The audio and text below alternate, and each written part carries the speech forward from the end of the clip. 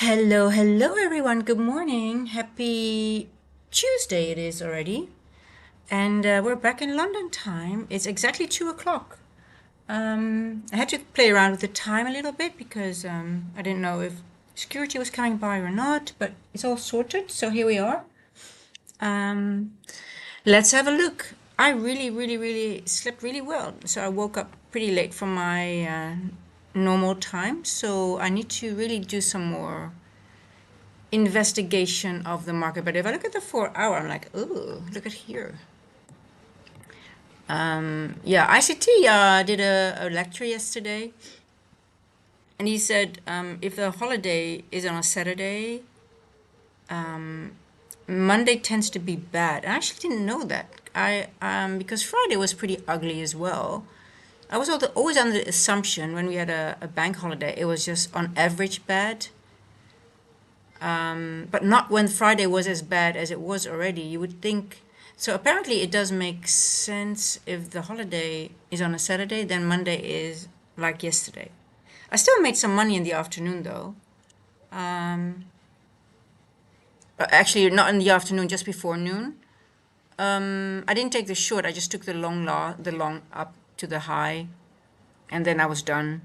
But yeah, that was interesting for me because that was new information actually. So now it makes sense. I was like, yeah, why is it bad again? Is it like July started? And I can't remember. Like, is it really that bad in the holiday? No, but because 4th of July was on a Saturday. Apparently that is. So next time we know. So then we have two shitty days, Friday and Monday. But anyway, it's a new day. Did anyone take any trades later on? Or managed to trade yesterday. The short wasn't too bad as well. I didn't really stay too long. I was looking at the chart. Yeah, I traded this area here up to here. I was looking for 9.7 and I was off 2 points. But I traded this. Yeah. Actually, a little bit lower, to be honest. It was 100 points. I can't remember.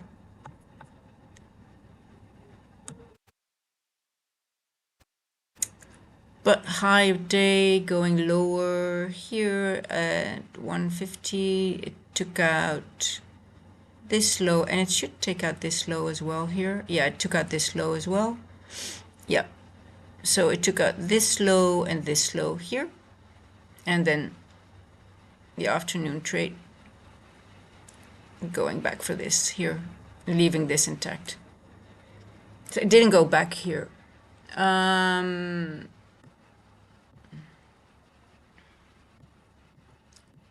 mean, this was a nice short as well. I didn't really trade at this, but that would have been a nice short.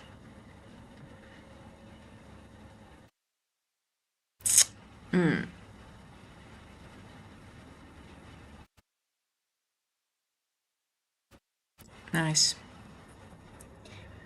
Um,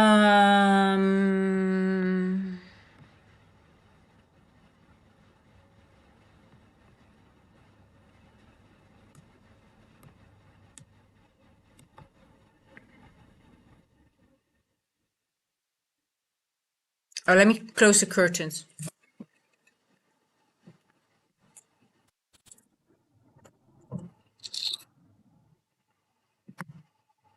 Let me close the curtains a little bit before the sun gets too much into the camera. Yeah.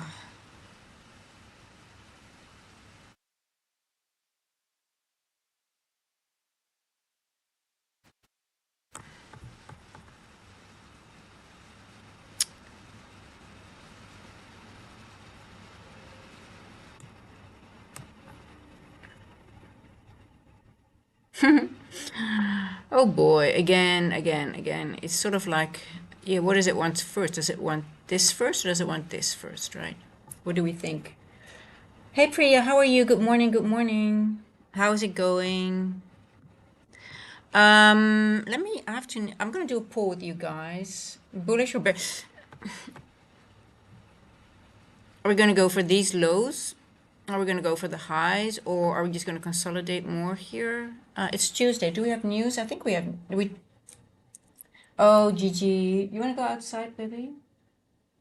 I would rather have you go outside than on my desk now. Today, 7th of July. We don't have any news, right? Only or yellow folder. ADP weekly employment. Now, people don't get too excited over the FOMC minutes, because it's just the minutes of the meeting of 3 weeks ago. It's not that, it could still give some reaction, but it's tomorrow. I'm more worried about the 10-year bond auction. I don't like that. That's tomorrow. And the FOMC minutes are too. It's just the minutes. They tend to not be as volatile as the meeting itself. But it's still a yellow or a red folder. But I don't treat it the same, though.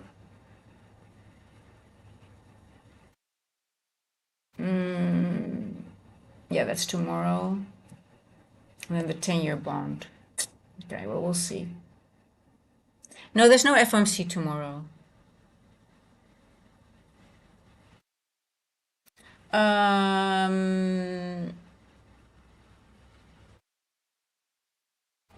Hey, Lance. Hey, Eben. Well, talking about consistency, there won't be any tomorrow because I need to go back to the driving thing to book my lesson again. It's an hour drive. I couldn't do it when I passed the test. They were closed, that little department, or it was just one guy, security. He said, "Yeah, you come here. You come back tomorrow." I said, "What? I just passed and I didn't want to." But so I have to drive back tomorrow in the morning. Blah blah blah. So I don't know. I won't be back in time. If I am early back, maybe let's say at 4 a.m. Eastern or maybe 5, I might do a stream into the pre-markets, maybe something like that. We'll see. But I can't promise anything because sometimes I just need to wait a long time for these things. So, but we'll see. So talking about consistency, and when I'm taking some lessons, I'll try to do them on Saturday. I don't know if the guy does that, but we'll see. I try to not do it around the London time, but sometimes I just need to do things. Yeah. Okay, so we covered the minutes here, which is important, guys. So just keep an eye on it, but don't expect as much volatility as you would. Hey, browser, I actually took a really good trade in Asia. I actually did. A very quick one, around 9:15 Eastern. I woke up, I saw something, I go, oh my God, and I went back to bed. I made $600 in 2 minutes. Where was it? 9:15? I can't remember. Around 9 o'clock. Yeah, I took this little thing here. This little stretch. 10 micros only. With $600, and I'm now okay. I'm gonna go back to bed. Every time I wake up in Asia, I'm well. Normally it's not. You just have to be lucky. Are you still awake? Did you trade that Asia sell? Are you still in it? Yeah, Asia. I mean, sometimes when you have shitty days, it's sort of like it happens a lot, right? And Asia is pretty awesome after a shitty day in New York, right? Yeah, but then again, sometimes you just have to, you know. I'm not gonna stay awake for it, but if I wake up, I always check. I just want to see what the market open. It's more I look for what the market open did. Also, okay, what happened? How did the market open? And I'm not expecting anything, but if I do see something that really fits everything, and it's mainly time based, and it matches, I take the trade, obviously. But I'm not. I don't open up my chart to trade on, and just to see. Okay, what did the open do, and where are we at? Just to see, just as curiosity. But yeah, are you still in the trade browser? Are you still trading it? Did you position yourself? Um, I was gonna do a poll.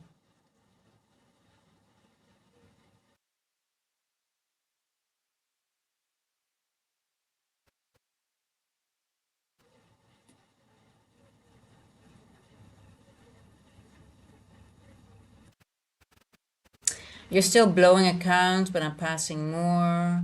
I'm planning to trade a 25K pro account with micros. To dip my toe, I gotta shake the fear.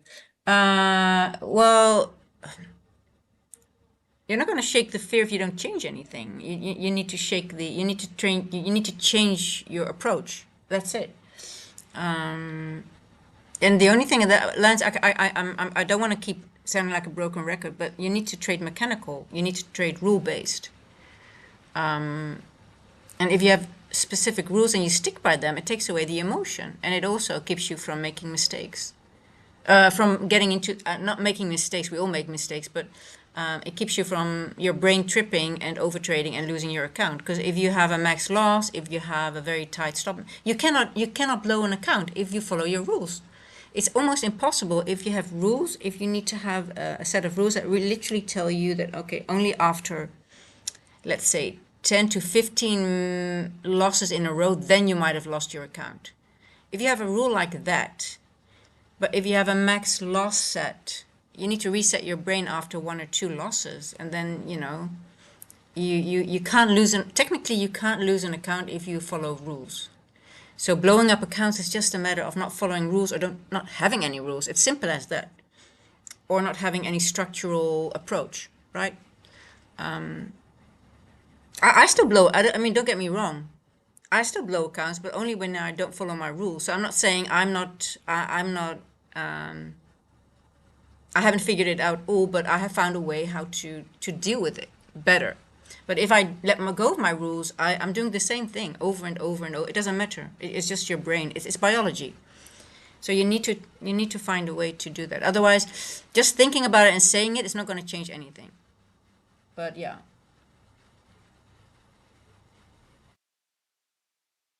So it's just it still sounds like luck, like you blow a few accounts, but then you still it's just you shouldn't be blowing accounts anymore. It's just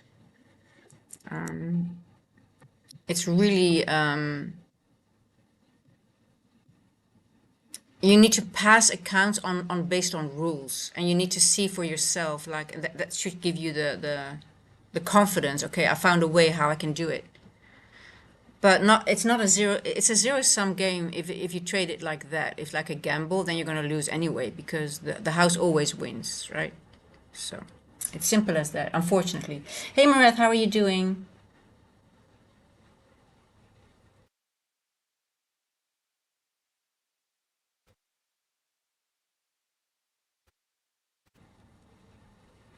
Well, rules are, I mean, they are, it's a good start, Lance. I mean, I put on too much risk. Sometimes, well, that sometimes is already bad because if I do it sometimes, those are the times I go into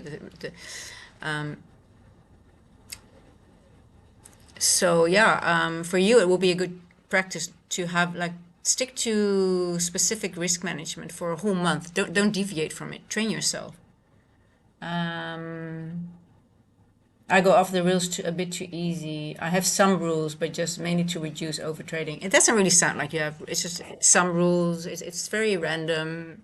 Listen, I'm very strict with my rules. If I'm not, I blow accounts very easily, and I still do it sometimes. Sometimes I might need to do that to get myself like, oh, what are you? Are you kidding me? What are you doing? Right? It's always the same thing. It's just the same. It's just, and I'm like, am I that stupid? Am I really want to be that person?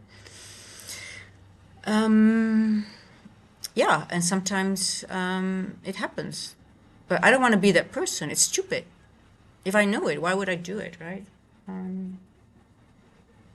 But hey, listen, it happens. But yeah, get your rules, get stricter rules. And I let sometimes trade go. If I see a trade, and even though it goes the direction that I think it would, but it doesn't fit my rules, I let it go because I'm trying to train myself to be very rule based and waiting for that specific thing that I'm looking for that day. And sometimes I miss a trade, but it helps me also train my discipline. So, but yeah, Lance, I hope you find your way because, it just, you need to really, really start to figure it out at some point. I really hope you do, Lance. Yeah, of course. I'm So Lance, if I'm emotional, if I'm in a bad mood, some things are happening. Yesterday I was a little bit upset about the hack attack. I had some other things going on, and I could tell that I was not. I was annoyed. I was like very a little bit on edge. I needed to sort some things. It already tells me stay out of the. Do not. Don't really trade. Just wait until everything lines up again. Your emotions with the charts, and you feel it exactly when you're in line with everything. You feel like, okay. My first good trade that I saw was actually just at 10:15 macro, and I knew I saw something, but I knew, okay, I might be too early. So everything was in line already. My time, but I knew exactly what I was looking for. I just knew how my timing might be off. And in pre-market prep, I posted it. It's all proof is there.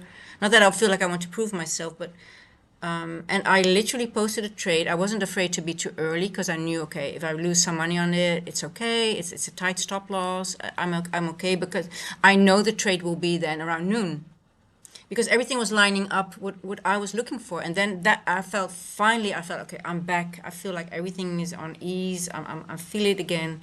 And I had a trade, a small loss in the beginning because I was too early, but I knew it. I was taking that risk. And then at noon, it was literally the high of day, literally. It was, like I said, it was this trade here. And I was playing around in this area knowing that, okay, we have to form a high here somewhere. And I just didn't know exactly if it was the 10:15 marker or the noon, and that was okay. And then I was fine with everything, but it took time for me. I went off the charts after pre-market prep. I was very, I was just, and I was happy to look at ICT's lecture because it made a lot of sense that there was no precision in the morning, but I do think there was later on. It sort of like showed itself a little bit better for me from the way how I read charts, and then I was okay. So it's for me the same thing. So everybody goes to it is not. It's just you have to find a way how to deal with it. You have to step away. If I don't step away, I do the same thing like you, Lance. It's not different. I'm not different than you. I just don't want to have. I want to live off my trading. I need to live off my trading. I can't afford to do what you're doing. So I need to find a way. And I don't want to be that person who keeps on making the same mistake. So, but yet it still happens sometimes. It doesn't mean, but so, like I said, I am emotional. I have emotions, so I cannot shut them down. I need to trick my brain or I need to step away. Simple as that. Because I am someone who experiences. I want to live that way. I want to be someone who experiences highs and lows because I don't want to be flatlined. I don't want to go through life being a flatliner. So if people tell me, yeah, you have to trade without emotions, I'm like, okay, how am I going to do that as an emotional person who loves feel life, enjoy life to the fullest? I like highs. I used to live in excesses. I need adrenaline sometimes. I'm very adventurous, not as adventurous as I used to be, but so for me, the only way is to trade very mechanically, very rule-based, and make it more about the algorithm is a script. I think my IT background does come in handy. Just if I keep talking about if-then statements, and you have to follow. It needs to. I need to. If you trade algorithmically, you trade time, right? That's the only way. It's the PDRAs are actually just a distraction, to be honest, if that makes sense. Time over price always. So they're not really. How can I really put it that way? It's yeah. So I've really deep dived into the time element, really, really, really more into than PDRAs. You use PDRAs for structure, but the time is everything. If you trade algorithmically, you understand that it's time over price always. But yeah, and that takes away the emotion.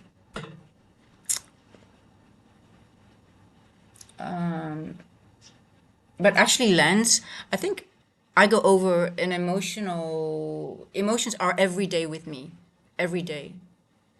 So it's just like, and if I feel sick or not, don't feel 100%, I don't want to trade anymore. I know that I don't do well. So,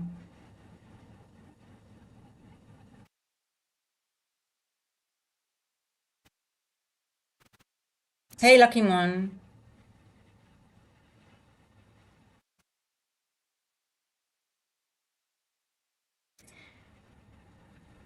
Time over price means that time has a higher arc, is higher in hierarchy than price. So it's already starts with the I always trade macros, but it goes much deeper into that. It's just like yeah,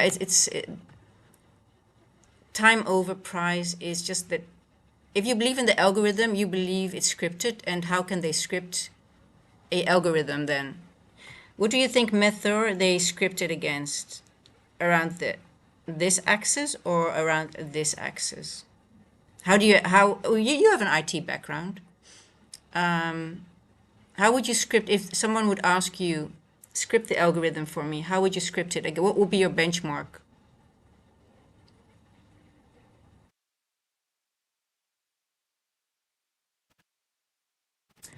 Would this be your benchmark? The price axis or the this one underneath? Okay, let's have a look at Asia because guys, I haven't even looked. Everybody's saying Asia moves so much, but I haven't even looked at it at numbers. I need to do that. Let me have a look my Asia. I changed my screens for you guys because it was so messy. I had so many things on my chart. Everybody's saying there's so much move in Asia, but let me just. I want to see numbers. Yeah, but okay. So Mether, if you would skip script it against what would you script it?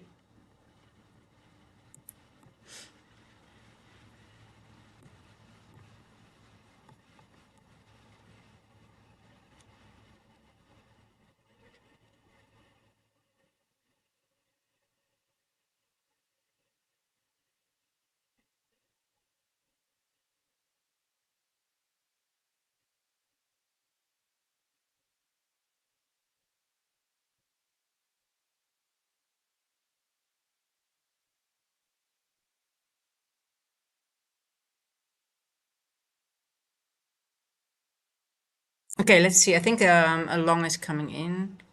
Asia wasn't too bad. I mean, it's still 208, 290 points, so it's really not that crazy. We have had days like this. Um, I'm wondering what aspects of time are more important than other, like time can be different session ranges, kill zones, day of time macros.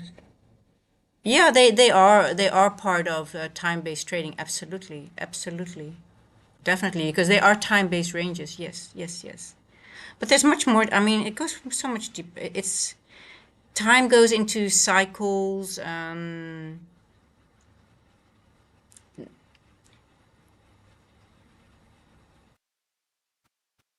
But session ranges, kill zones, day of time. Yeah, that's all time. That's all time. Yeah, it's all time-based. But it's a part of it, definitely. Yes, yes, yes.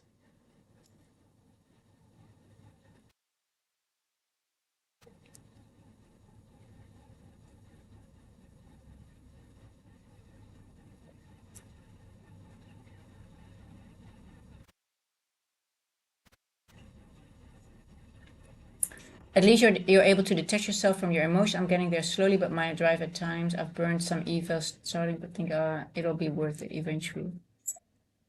Yes, Lance. At some point, I hope we start somewhere.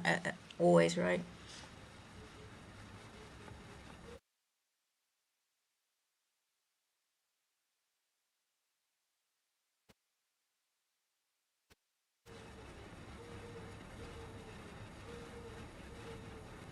Okay, did I do a poll? No, I didn't do a poll. I'm talking too much. What time is it? 2:25. Okay, let's go. Poll. A bullish bearish accumulation London session after 3 o'clock.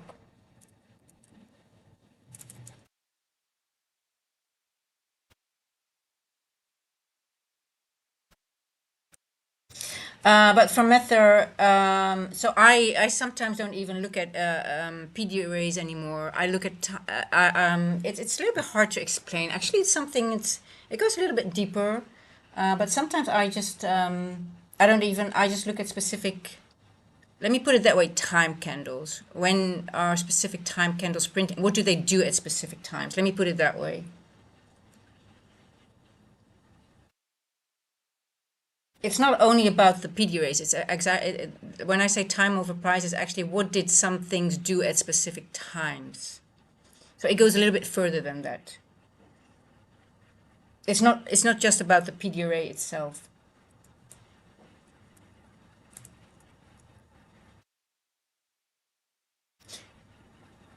Did you see my post in pre-market prep, for example? Exactly that the level that I marked in pre-market prep. Did you see my post? Time-based level, just to.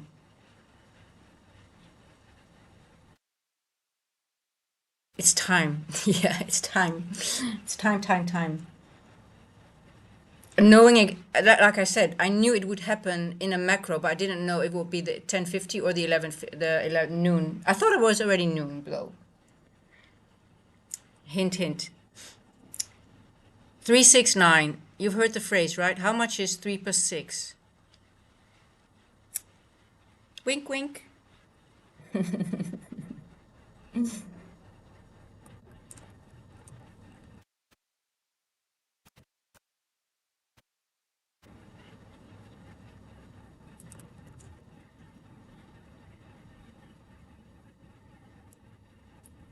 It's not a gut feeling. You're almost there. You're getting there. Keep, keep going. Keep going, Mether.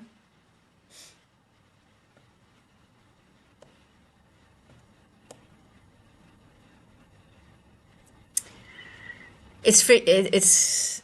I sometimes feel we're not supposed to know. These are things I. Yesterday I got a little bit nervous when I made when I said something.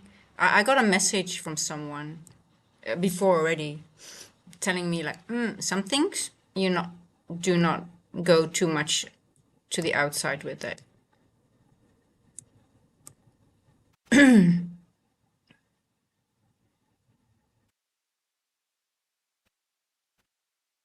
Hey, companyman Carl, how are you doing? Captain Pricey, I just entered a buy, risking it for the biscuits. Well, risking it for the biscuit. What is that? I don't know that phrase. Is that something? Okay, let's see, guys. Give me. I need some time. So you know why I don't like to go for a long right now?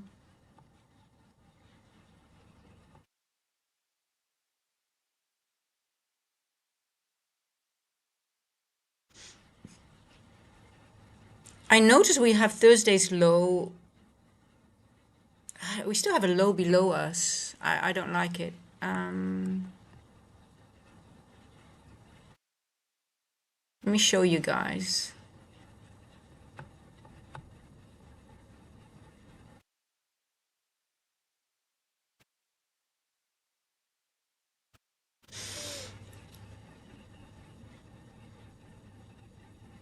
Thursday's low here, right? We still have that with a fair value gap below us.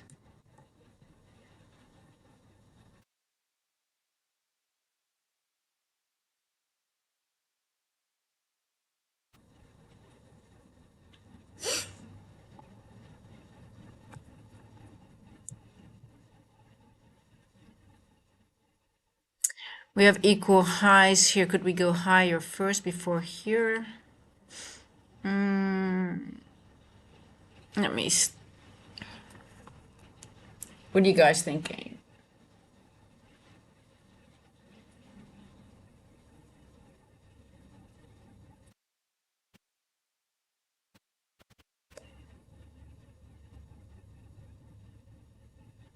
Bearish, bullish, 43, 43, and 14% accumulation.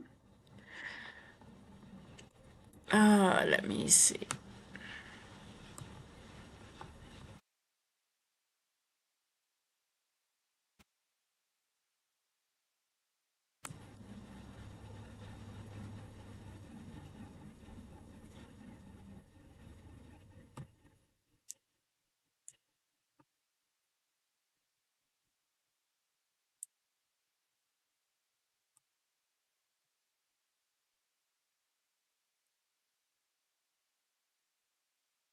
Martha.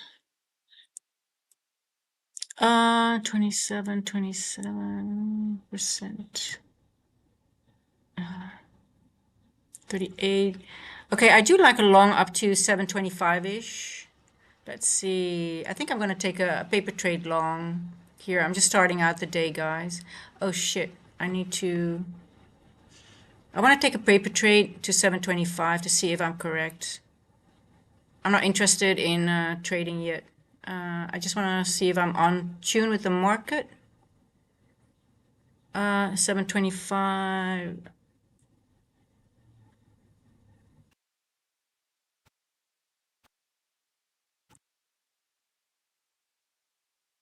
All right, here. Let's see.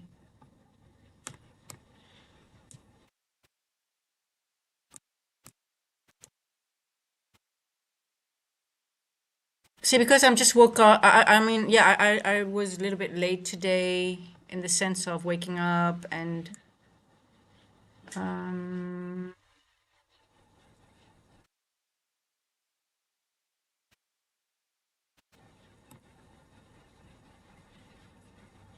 let me see.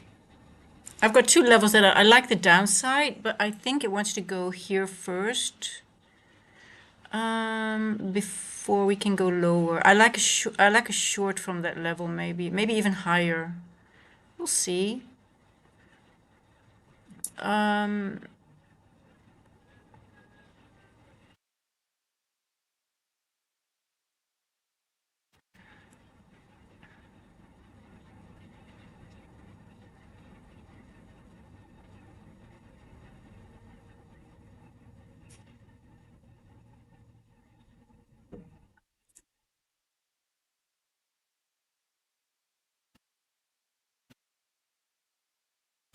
let's see if it wants to go there.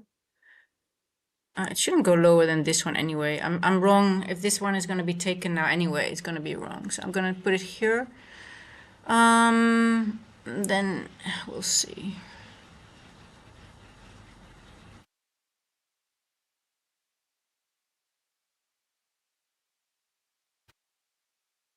And 38.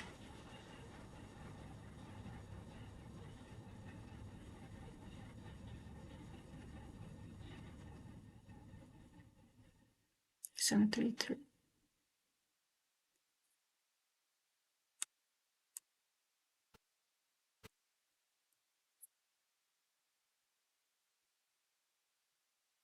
I think I'm going to bring it a little bit lower here because there's a little gap here I don't like. So if I can't frame a 2-hour trade, I would never take it on my anywhere else. I just paper trade it. Where's my 150 macro, by the way? 150 macro. Where's my 210?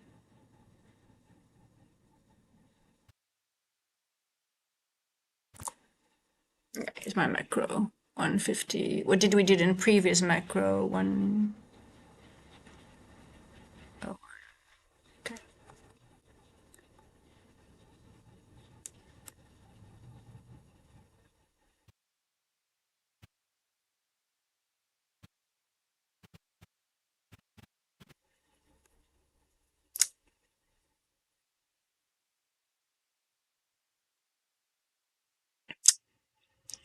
Guillermo, I use Funded Next as a prop firm and Edge Clear for my own account. But I'm going to change to Ninja Trader 2 for my own account. Yeah, I don't feel. I mean, TradingView has ICT has been not giving very good some serious reviews on TradingView, and I'm also this why I'm always worried to connect my account to TradingView, and I only show my paper trades, and I do my accounts on a separate laptop or whatever,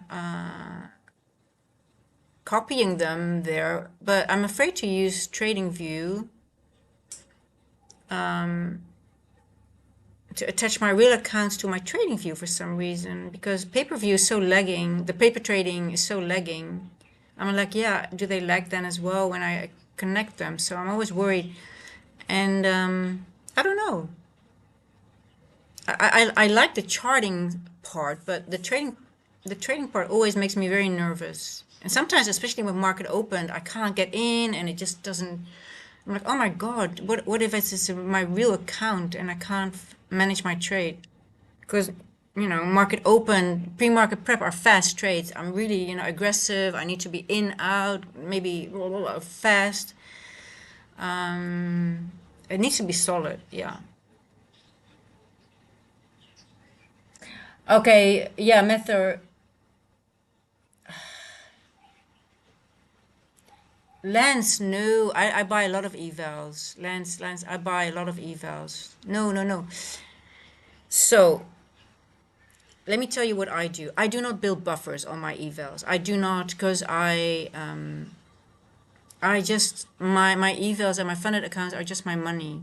I go in quick, I make money, and sometimes Funded Next has a new one, the Bolt.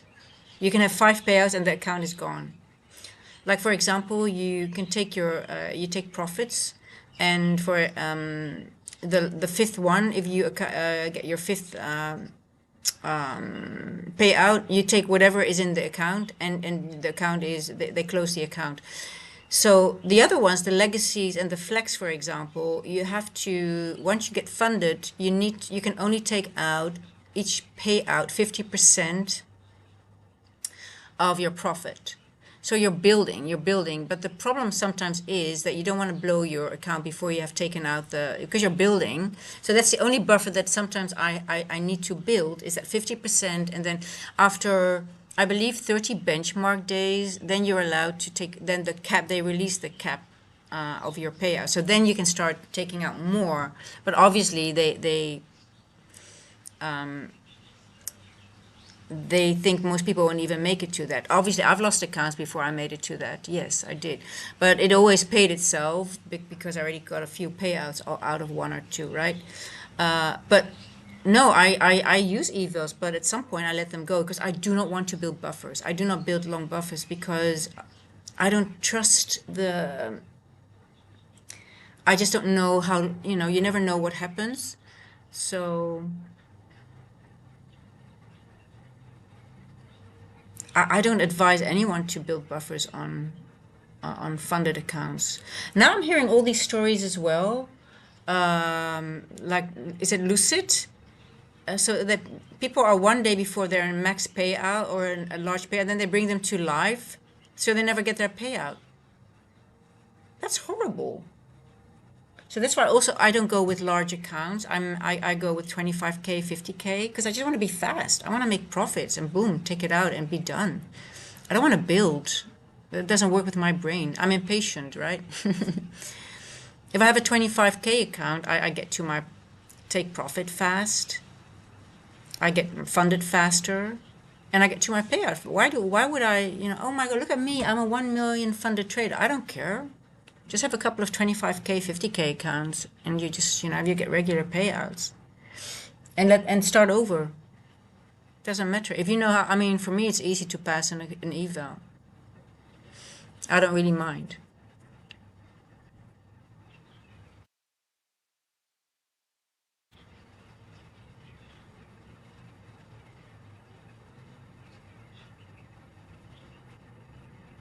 So we're building liquidity again here. You can see it's like build it slowly. I hate this.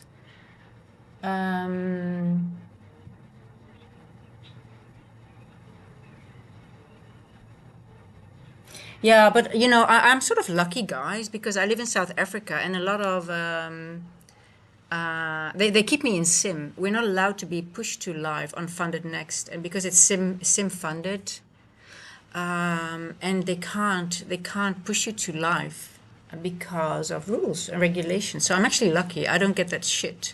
So I only trade with companies that allow for me to trade with them, but they are not allowed to put me to live anyway because of South Africa. So I'm sort of like very happy with that. I'm like, okay, whatever. I don't mind. Get me in a sim. I don't want to get that live trading BS. Okay, let's see if I can get to my target. Maybe with London Open.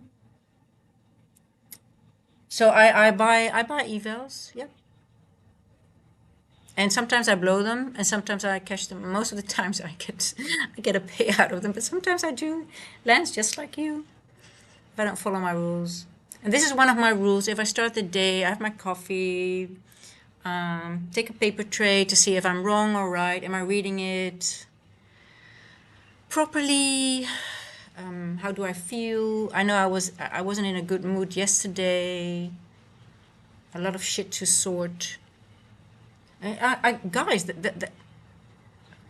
that hack attack really shook me because I opened OBS and I didn't see my YouTube stream anymore. I saw 5 Fortnite's gaming streams being created, and they gave an error message because for some reason they couldn't get through. So it didn't post on my YouTube channel, but they were trying to, and I think it had to do with the Discord as well because I also had a hack and they're always trying to post these. Someone was able to tag everyone in my Discord. Like no one except me is able to tag at everyone in Discord. So I was like, oh, maybe it's related. So I was like really worried about it. I'm like, oh my God, how did someone how are they able to do so and get in? So I'm still trying to figure it out. But I think I added some layers now, which should be fine. But so it's sort of like, you want to sort that things and it keeps on going, oh my God, what if they hack my YouTube channel? It's crazy. Yeah, I never. Hey, Lance, there's nothing wrong with having small accounts. I mean, I love 25K and 50K. I mean, for me, I don't need to have more. And it just speeds up the process a little bit. I don't want to build buffers, and I hate this. But there are people that like doing that. There's nothing wrong with that. If they need maybe more leverage, they need more drawdown, and then they choose. It all depends on your preference. But for me, the smaller accounts work better. But I know some people that just need a little bit more drawdown, so they have to go for larger accounts. But the downside is it takes longer for them maybe to to get to their profit, and then the first initial buffer that you need to make. But they prefer maybe to trade with minis or whatever, and they just have a different kind of structure. It just depends on what you trade, how you trade. But with my stricter rules and I'm good. But I might grow a little bit. I'm sometimes now I feel more comfortable with 50K because I just want a little bit more room, and sometimes I just like, we'll see how it goes.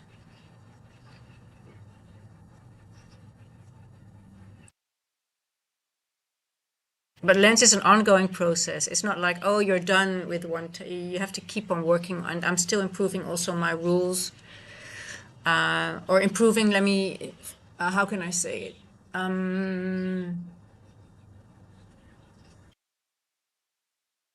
It's always like a dance between, because like I said, it's a double-edged sword, right? Sometimes you have to miss a trade, and you're like, yeah, did I really have to miss that trade? Um, and then I try to you find that balance, like, okay, where can you bend them a little bit, where can you sort of like still stick to your plan without getting into that brain trip.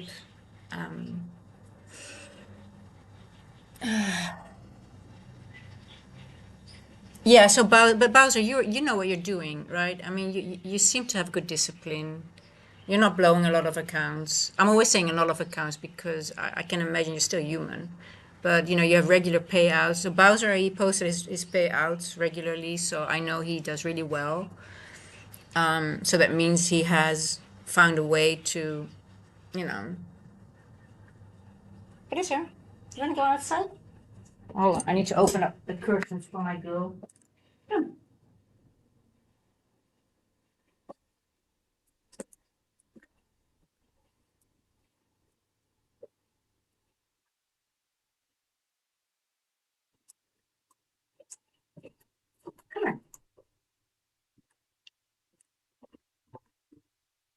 So exactly like Bowser says, yeah, well, it's the same, right? Yeah. So we all do it. We all. I mean, it all happens when we stop following our rules or the thing that keep us from. Yeah, it's just. Hey, company man, call. Yes, Priya was here. Well, maybe she wants to. Priya needed a little bit of a break because her work is very demanding at the moment. But Priya, if you're here, would you like to share your journey? We are going to continue again when Priya has a little bit more time. But Priya, her son actually told her that she was trading like a pro. And I'm like, okay, well, but we haven't been in touch a lot because she has been so busy. We're going to continue next month again. I hope. Priya, are you still here? If you are, let us know. And would you like to share?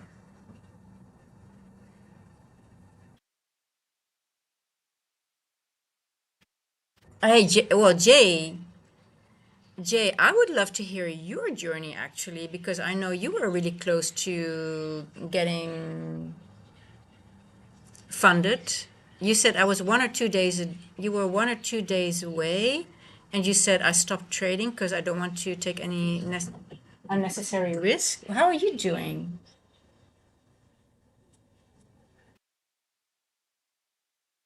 I don't like how prop makes it more as the account sizes. Well, they don't make it more, Lens, it's actually not a bad thing, the rules. Because think about this. What if you have your own account? You need rules too. I actually don't even trade my own account very differently nowadays. It's a little bit more flexible in the sense of you don't have any consistency rule, but I still thought about it a lot. I'm like, yeah, how different. You still need risk management. You still need to have like a certain max loss to keep yourself safe, right?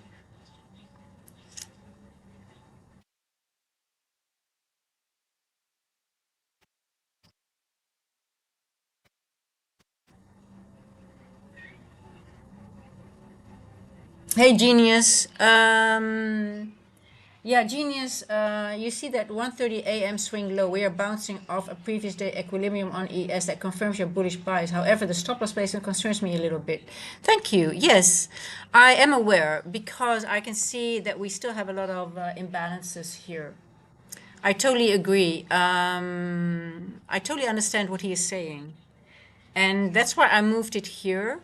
I thought if I'm going to be stopped out, it's gonna stop me out anyway. But we are above midnight now. Let's see. Um, it could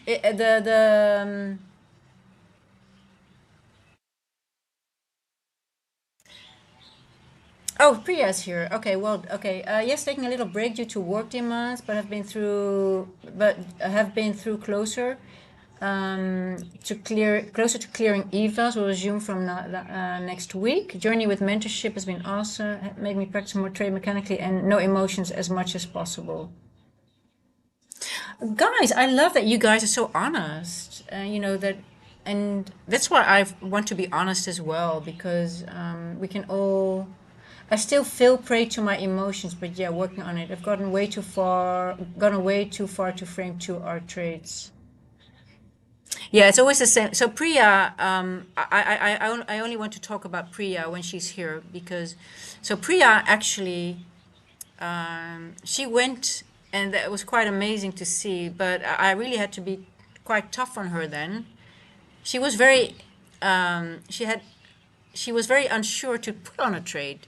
But once we got through it, she got so overconfident. I'm like, what? And she was like over leveraging because she felt so confident. And like, Priya, what are you doing? Why not one micro?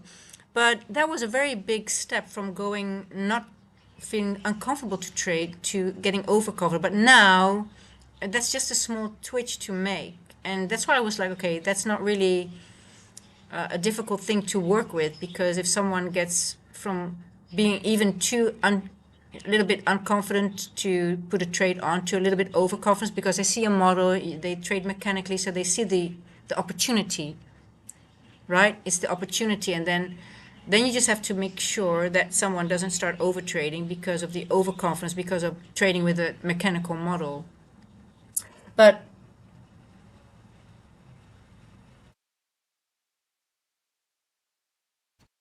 so that's a matter of a small tweak. So yeah, but at least we got you trading, right? That's important.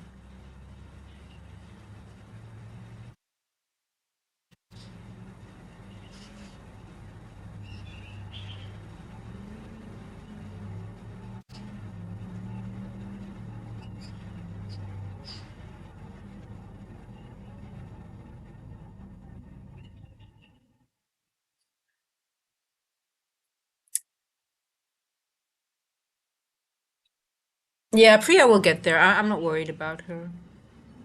I'm not worried.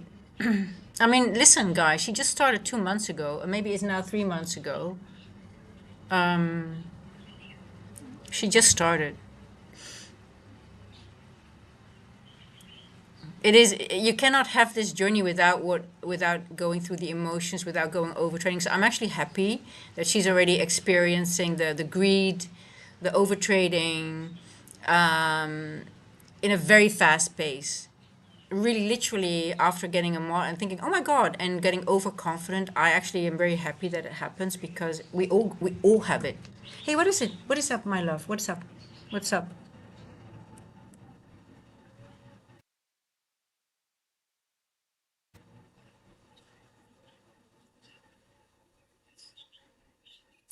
We are all. I mean, I is there anyone who trades without emo? Is anyone trader X6? I have lost over 30 XFAs in 1 year. Rushed my trade. Thank you for sharing, guys. I appreciate it.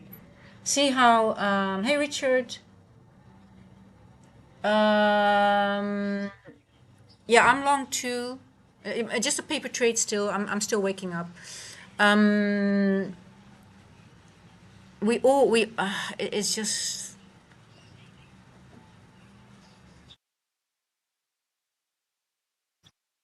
we all have it. We're all subject to this. We all have a brain and we all have emotions, I guess, right? But and I always try to share when I feel like, oh my god, I feel impatient, I feel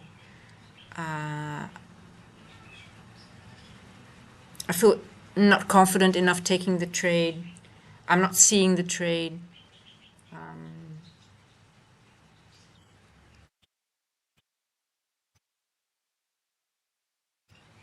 And paper trading on live really helps me. It really helps me if I'm not sure yet if I'm able to. I would rather have a trade on paper to see if, and I don't care if it goes my way, if I, because I don't have any monetary value attached to it. But it's for me just intel. Okay, I'm okay. It just gives me more confidence for my future trades today, that I'm on in tune with the market. Because if London moves in a specific way, it gives me a lot of intel also how New York will move, because there is similarities, or continuation. So it just gives me a lot of intel for my future trades today. Um, hey, genius. I still have that account, but I I don't know how when you tuned back in, but I've said it a couple of times lately that I really like how the stream is slowly growing very organically with a very small group of people. We have a very small, well, it's not really that small. We're over 2,000 now, but it's a very we are a very small community with a very loyal amount of people that we come in every day and we hang out together. And I sort of like the slow growth because it keeps away well, that's why it was very upsetting to me, the hack attack. And it comes with growing, and I'm sort of not ready to for that big jump yet. And I just want to keep it personal with you guys, how the way it is. So the only reason why people have a lot of social media accounts around there is to draw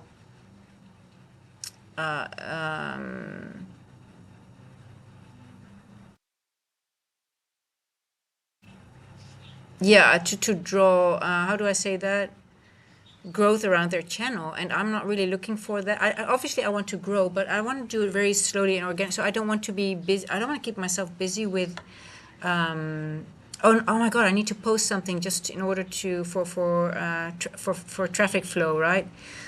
I don't want to be busy with that. I don't care about that. So for me, it's just not like, yeah, do I really want?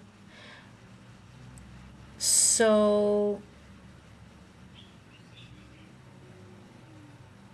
I don't have any social media. Oh, Richard, I love that. Yeah, for me, I just don't. I have a social media account. I opened it, but I didn't have the blue check mark yet. So I'm like, yeah, I have it, but I don't really use it for the Iris Live Futures. So I'm just. Oh, it's only the YouTube algorithm and Discord that that I'm using currently. So and there's so much drama on X.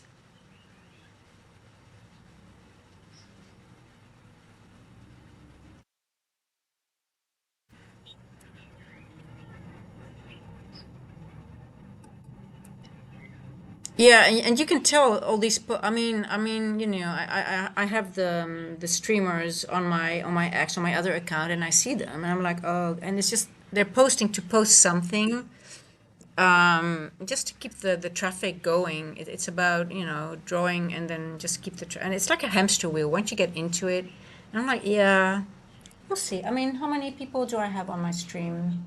Let's see how many. Let me check my subs. 2,204. Oh, so I made it over the 2,200 now. I didn't even realize that. That was actually last week. That's okay, that's good. But then more important is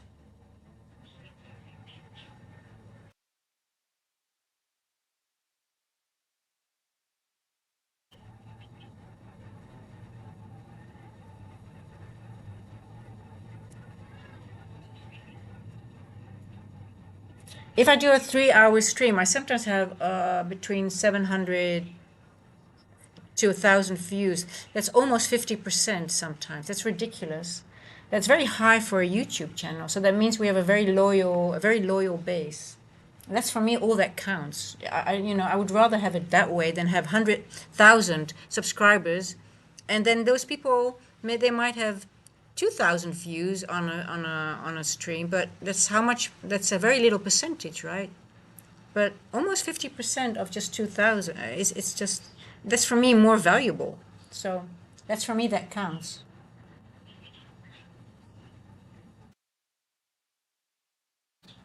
You're my 2 a.m. routine. Thank you guys. US 37A. It's my you are damn but shy to pull the trigger sometimes. But your level, I'm not shy to pull the trigger. I'm just very rule based. So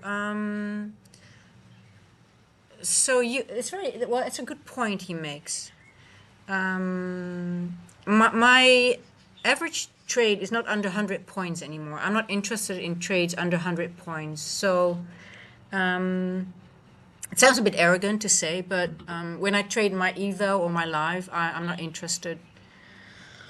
But the growth that comes with better or higher trade with larger trades. What I was experiencing last month? Mether and Richard were there. It was more fear than FOMO actually, and I did have like, oh my God, am I trusting my? Am I really? Am I really understanding the market? Is it really this level that's going to be respected? So I didn't trust my knowledge at that time sometimes, and I missed a few turtle soups last month because of that, not trusting my levels, which were correct.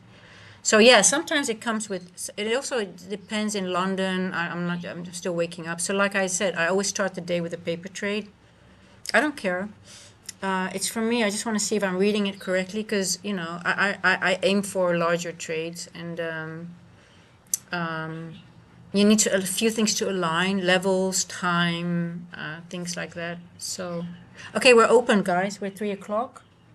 Um, let's see if the draw is still correct. I think I can move it. 3 o'clock has opened. It's not. We're not getting a very large wick to the downside, so I can lower my risk a little bit. I still think this might be hit first before it goes low. I might go short from this level if it hits that level. Let me see if my accounts are open. I still need to open up my accounts. But yeah, I think there's nothing wrong being trigger shy sometimes. Like I said, rules are a double-edged sword. So I would rather wait a little bit longer and feel comfortable trading.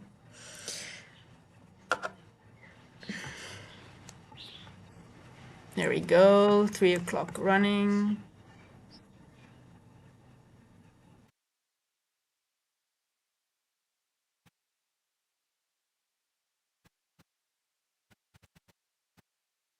Now the question is, are we going to stop here again?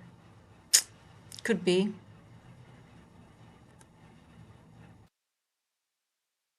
Hope not.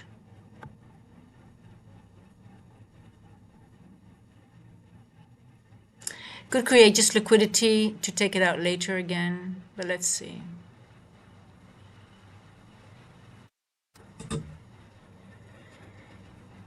Promise.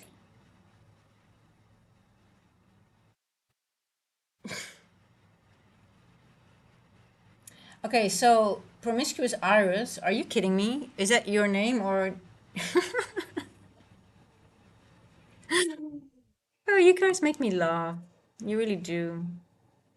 Is that your name or did you make that for me?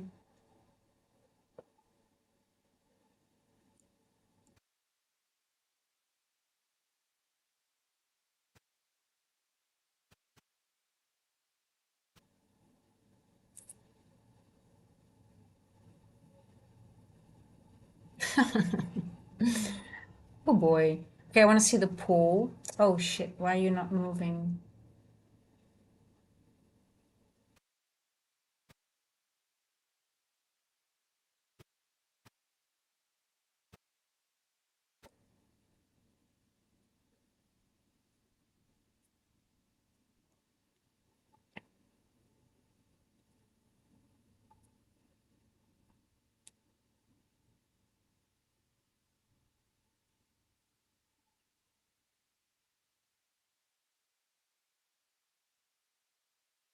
$7.20. I'm gonna lower my TP a little bit. I want to get out. I want to make sure it hits my TP.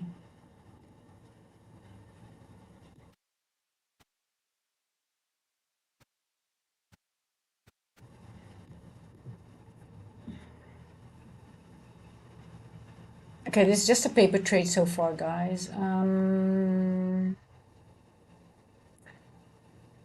I hope it doesn't stop here. Let's see.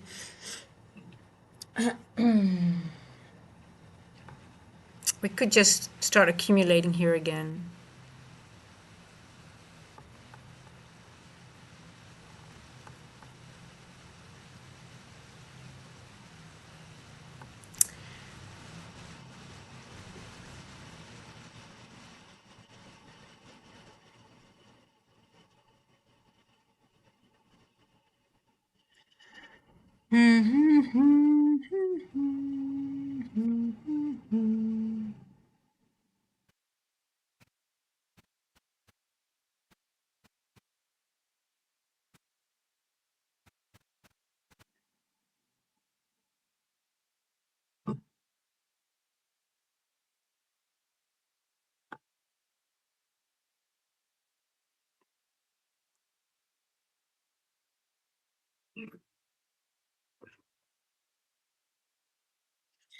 Okay, if this level is going to be hit, I'm going to monitor it because I want to see if we want to go higher or not, or are we going to go for a short from here? I'm not sure yet.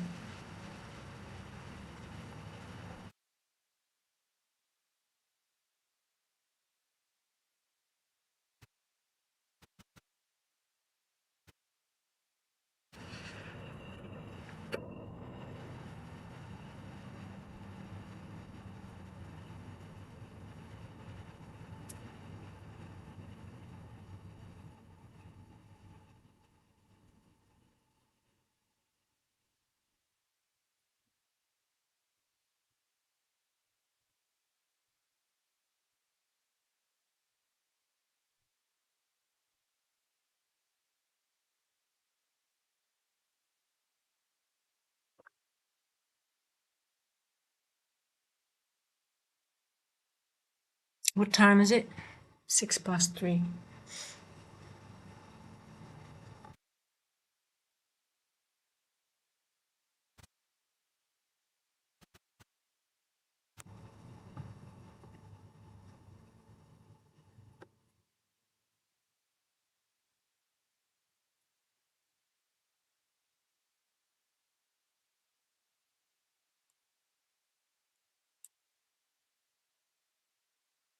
728. Let's see if we can hit 728. I think it might even go all the way up there, but I'm getting out a little bit sooner.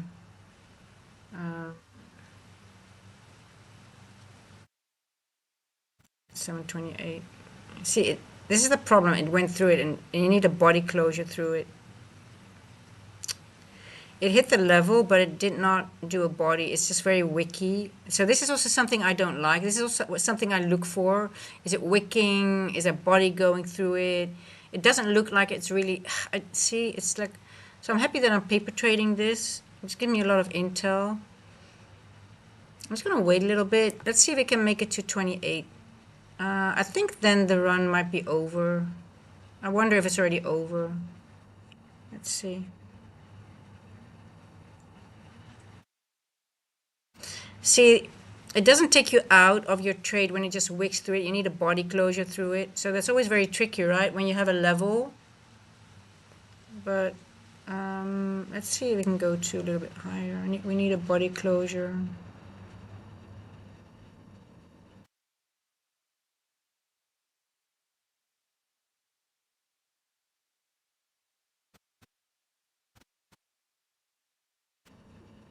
So I already lowered my TP, and you see it doesn't go higher right now. I don't like that. Accumulation again. So that gives me a lot of intel. That means for me these levels are still in play though.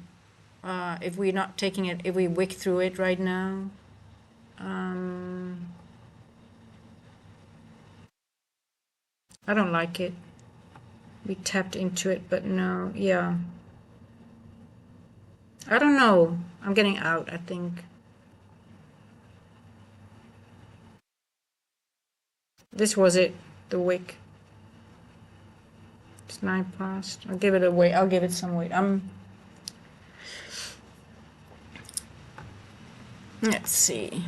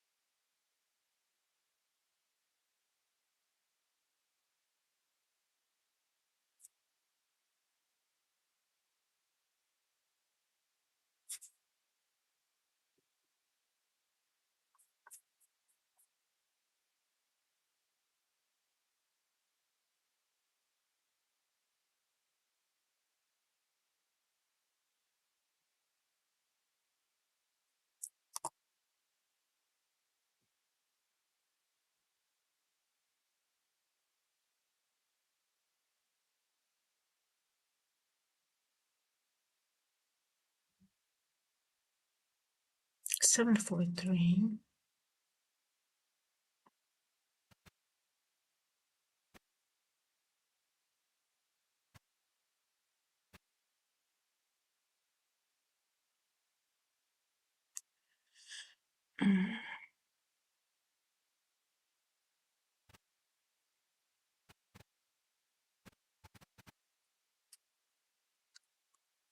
I'm just leaving it on just to see what price is doing, but I hope, I want to see it go a little bit higher. So it did go to the level, it just wicked through it, but um, I still think it wants to go a little bit higher though. Still think we're not done yet.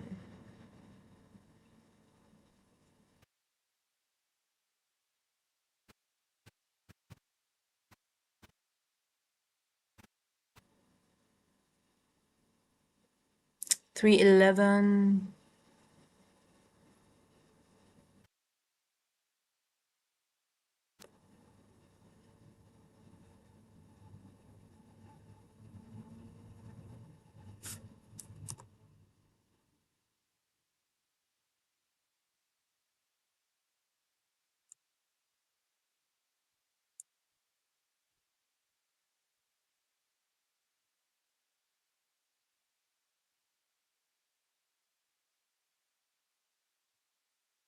No, that's normal. You need a body closure on. I don't know if that's. You need a body closure for it to close the trade. Normally, I would take it off. It would be my own account. I would take it off there. But I just want to see what happens for my journaling. Because I do. I just want to see if it wants to go higher now or not. Or this was the London. Let's see, I want to see what 330 gets us.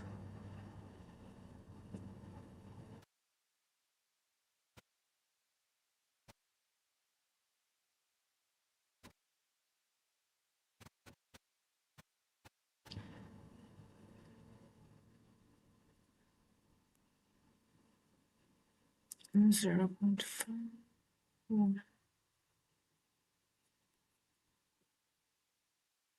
740, 752.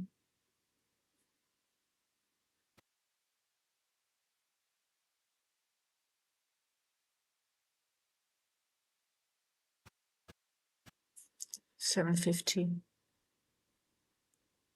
think now I will raise it to 728.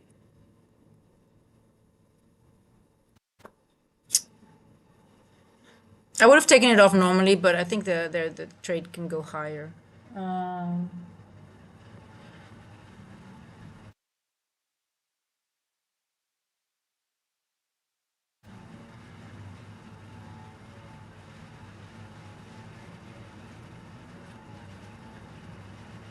745. I think this will be somewhere here, maybe. Let's see. There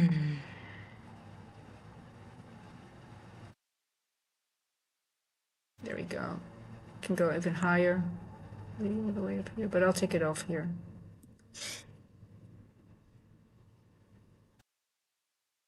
No, I don't use VWeb.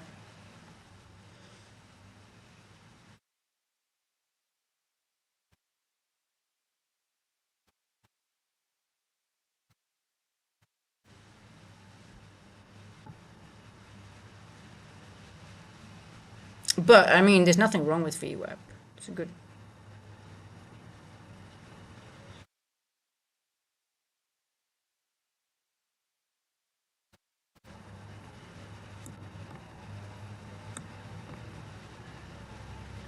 $727.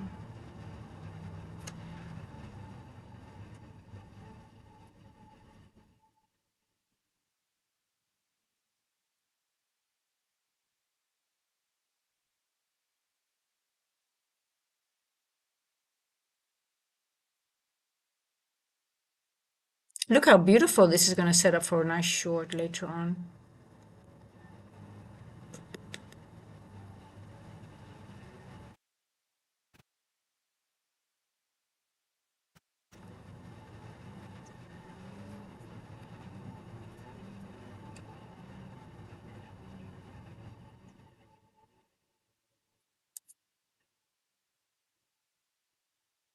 Boom. Okay.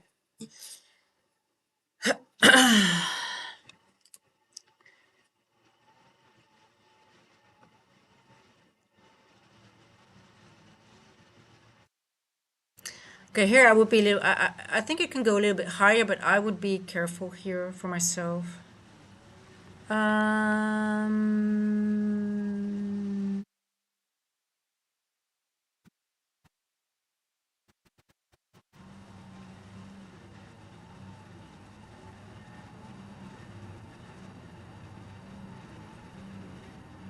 Okay, let's see. Well, now I'm going to monitor how price is going to behave in this area.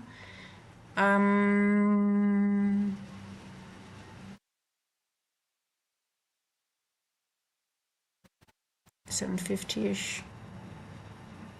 What's your TP, Richard?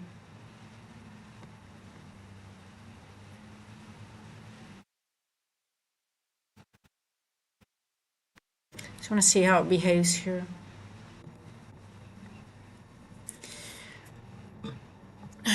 Got a nice order block though.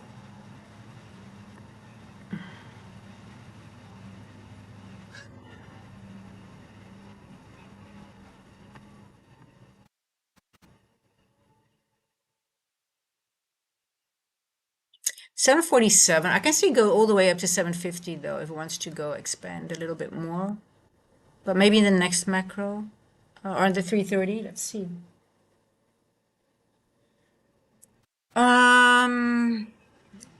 Guys, it's not really that special. There is structure, time is aligning. I just want to see how we behave here. I wouldn't be interested in more. I think it can go higher, but I wouldn't be interested in staying longer into it. Just want to monitor it for. Mm,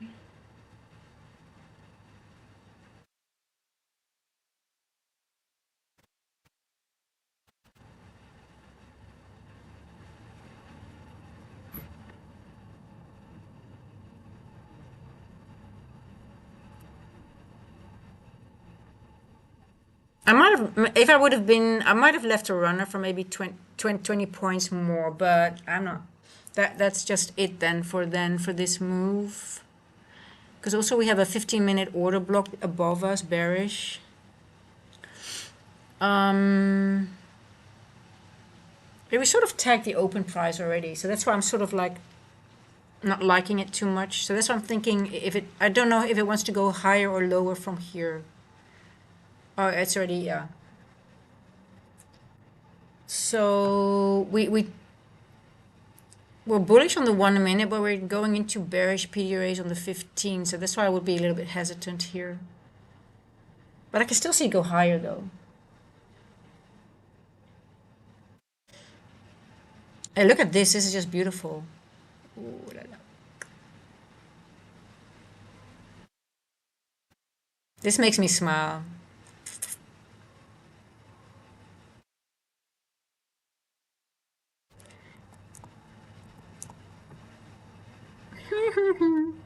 You're gonna be a nice short.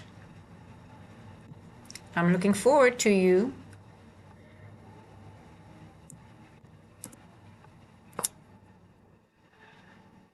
Um,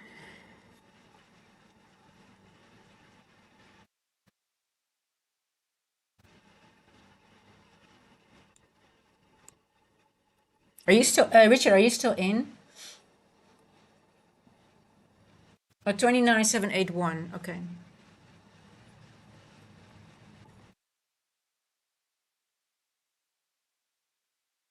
Okay, I would be. I'm done here. For me, it's just watching now, and then I think I want to look for a short at some point, but not really sure yet.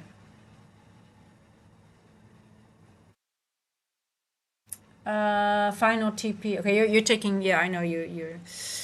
Yeah, I myself I wouldn't take it higher than 750ish, 745ish, but um,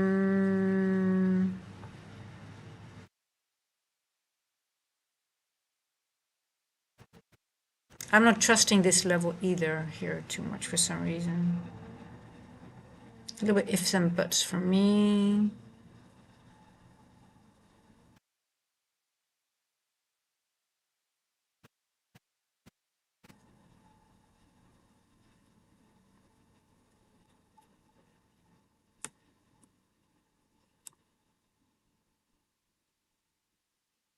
I'm still struggling with reading the market properly. Like, are we bullish or bearish? But we're higher time frame consolidation, so that makes it a little bit more tougher, right? So that makes sense. Let's have a look at the higher time frame on the weekly. So yesterday we were inside. We had an inside day, right? Oh, here we go again. Okay, let me show you daily. Oh, that was that weekly. Oh, let me quickly go over the weekly again. Go, go, go. Oh, my internet. I need to know where the 50% of the weekly. That was, I believe it was 51-ish. Yeah, see, we are just at 50% of that wick, that weekly wick, remember? We already tapped into it, and we are, yeah. Okay, so that was it. 50% of the weekly wick is here.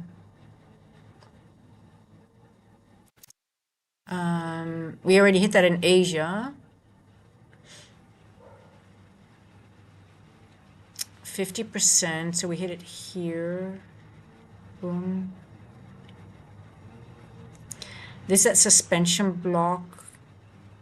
We are below price action here.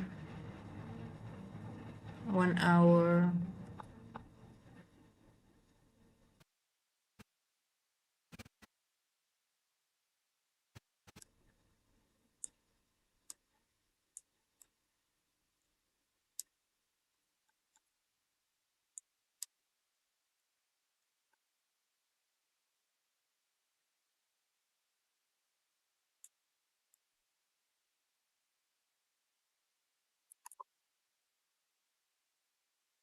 We still have the daily open above us as well. It could draw there.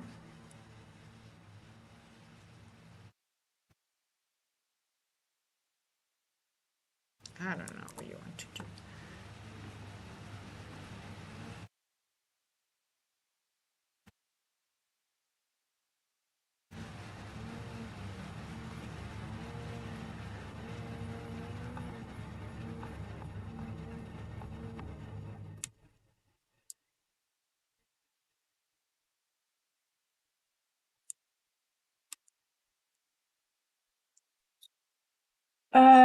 Man, in such a pain.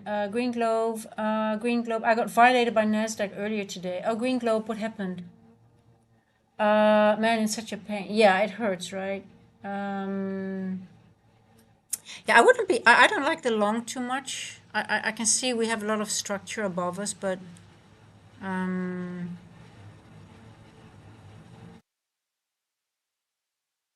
I'm just not too eager.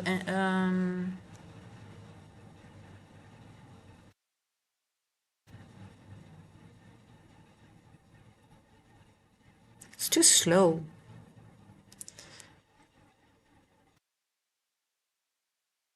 740-ish, 745. Yeah, this would have been my max for the like I said, 750-ish maybe.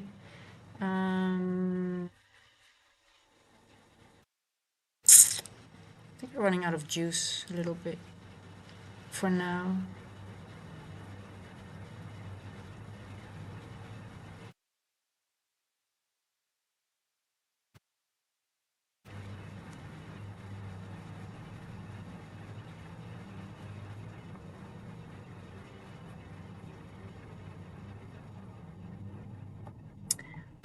Yeah, I would actually start to. I would start looking for a short though.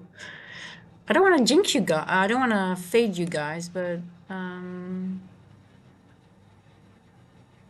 what time? I'm gonna wait till 3:30. Let's see if it makes another run to the upside.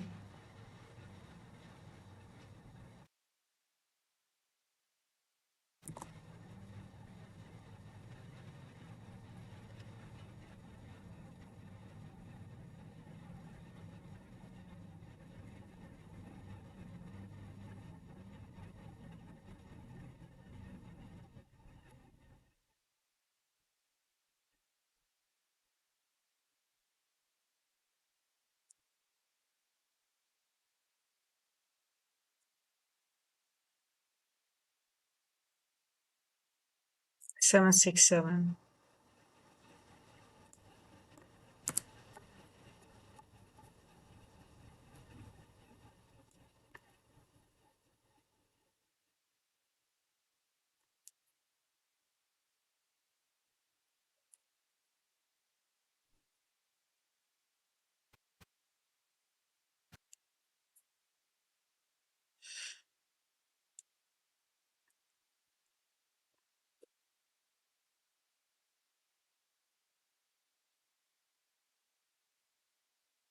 I'm looking at this one here.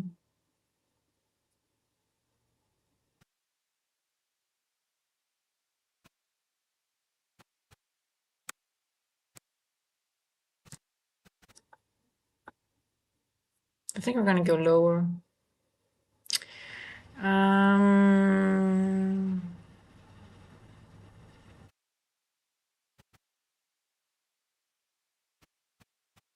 Lower to go higher? Or are we... I think so, but see, it's a bit unclear to me. 0.5 has been hit. Yeah.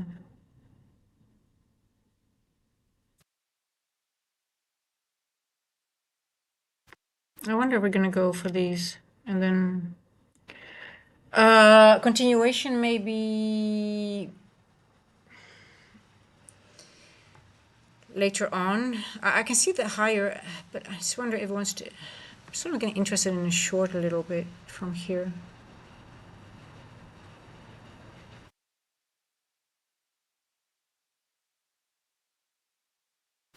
Don't know.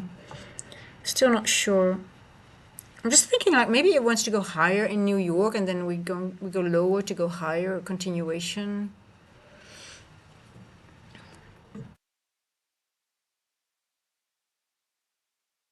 328.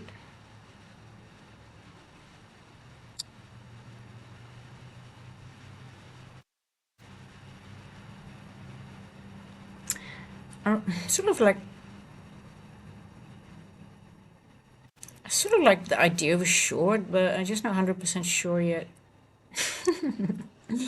I know some of you guys are running along. I don't want to fade you.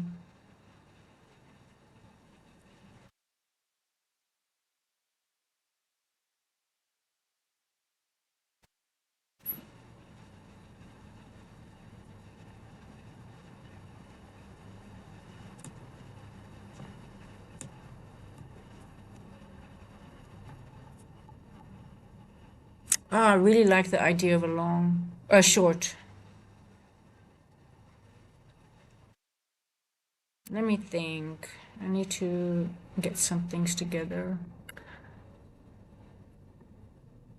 Man, I really like to short.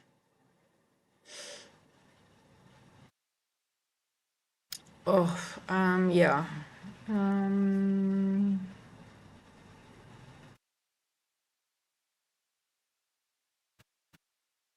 are we using that? Which one is your time frame? This is bloody bad. We got a balanced price area above us. I just need to be sure.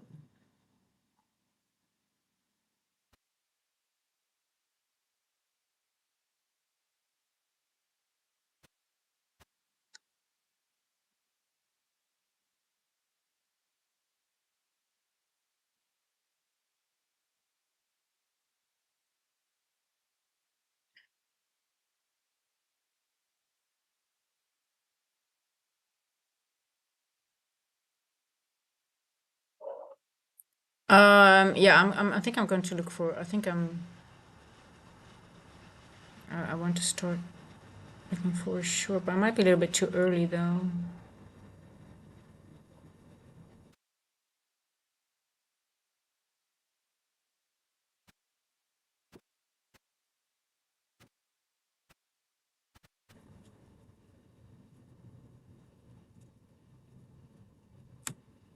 $3.30.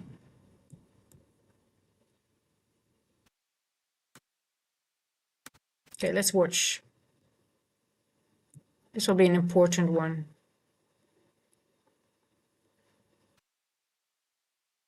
3:30.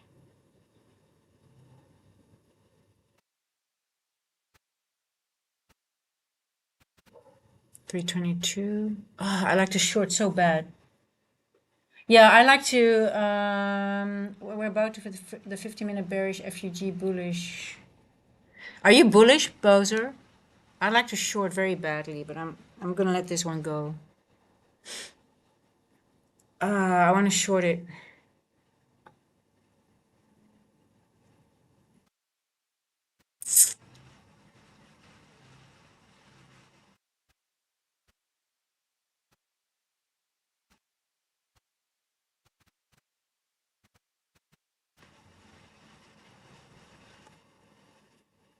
Something is holding me back.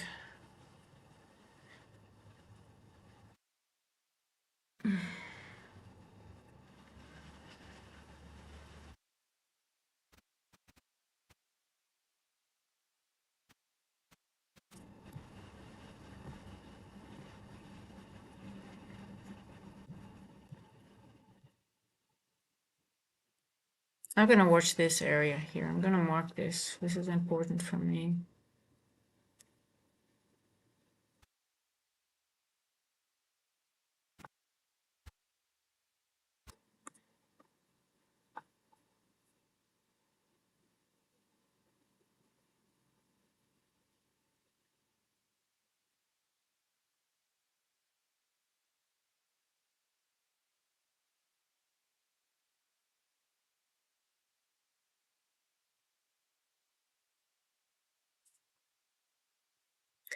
I just need one piece of. Is it too early? Is it the short? Is it the short? Are you the short? Are you it? Are you it? Are you it? Are you it? Are you gonna 269? Look, the thing is why I'm struggling is I see on the 15-minute a bullish PDRA, a bearish. They're equally. I can see we went into a bullish, bearish PDRA, bearish order block. But we could also retest the bullish one. So we're stuck between two of them. So that's my only, which one is going to win? And I can't find, I just can't figure out.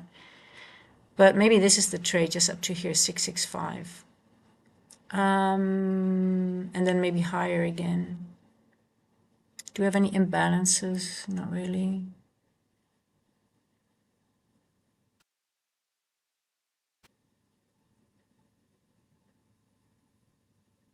This is a temporary short, not the short that I'm, but then this still could be like a nice trade, right? And still respect the bullish PDRA and go back up. But we just retested a bearish one. So I like the short. I really like the short. I think it's going to fail this. Let's see if this one is failing or not.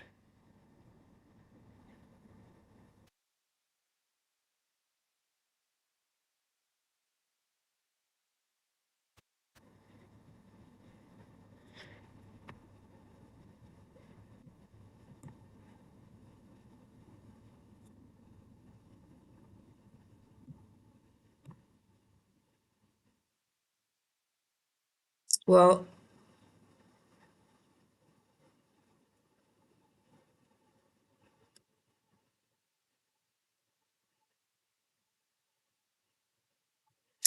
we did go into here. We have a gap, so we could go here.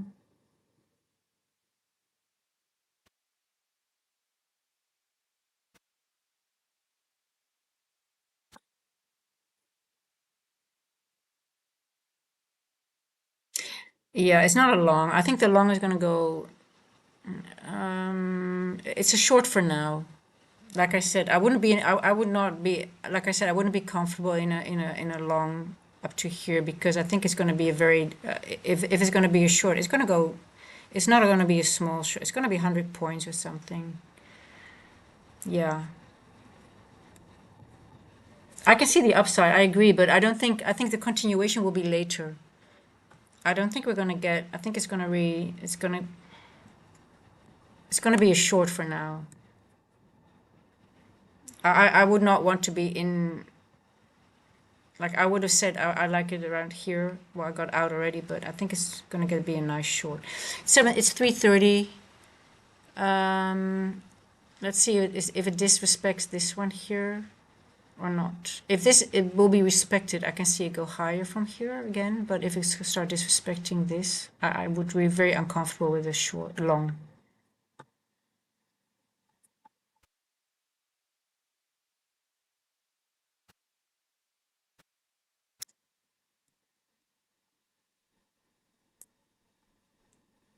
But they left behind here.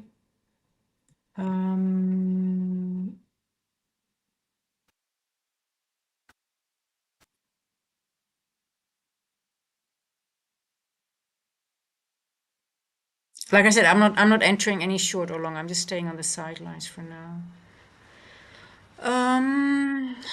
Let's see.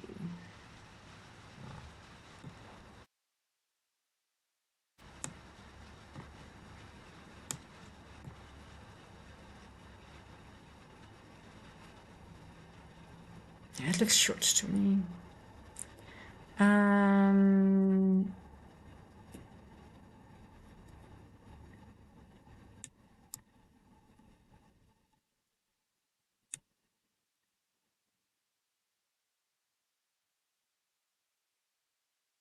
Yeah, this is not holding. It's gonna fill.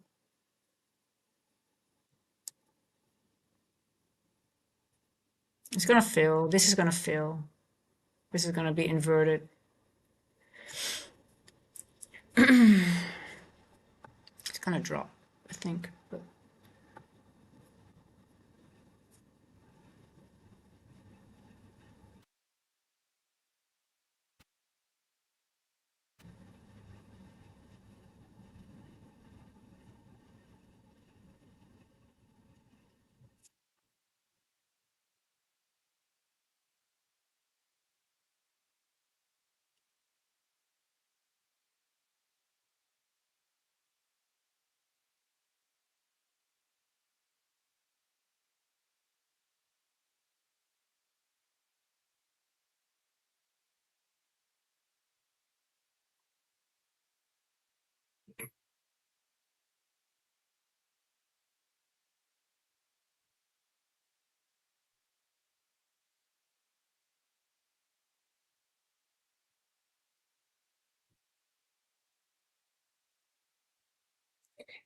um,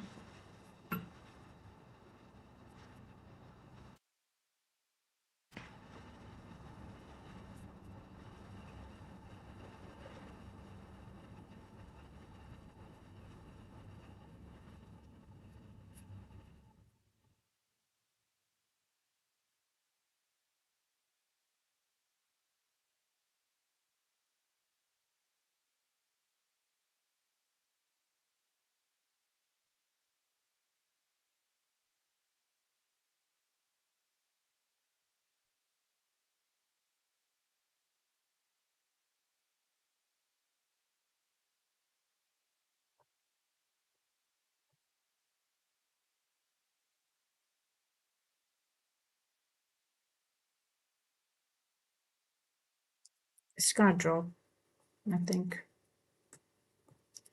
What time is it? 3:39.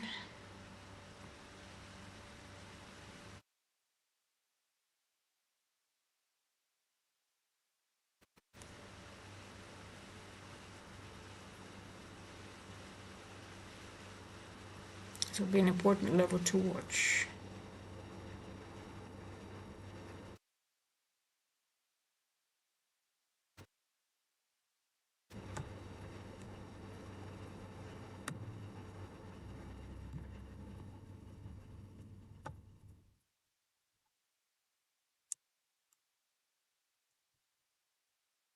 Oh, I'm so cold. Let me see the sun outside.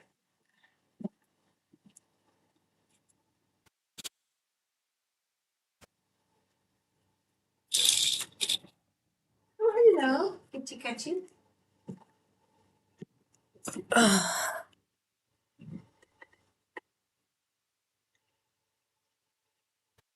Let's see if we can get a nice entry either to the up or downside in the macro, next macro. If it would come all the way down here, I might reconsider a long, but I want to see how it reacts in this area. If it manages to go down in this blue box and maybe here. Let's see. See how it behaves there. I'm still interested in a short, to be honest, but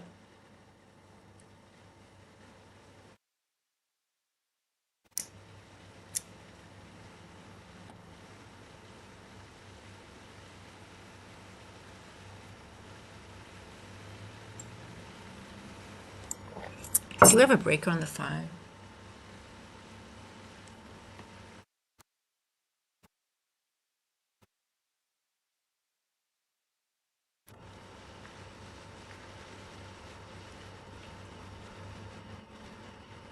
Midnight.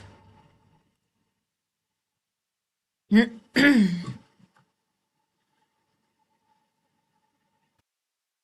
the 3, how do you look on the 3?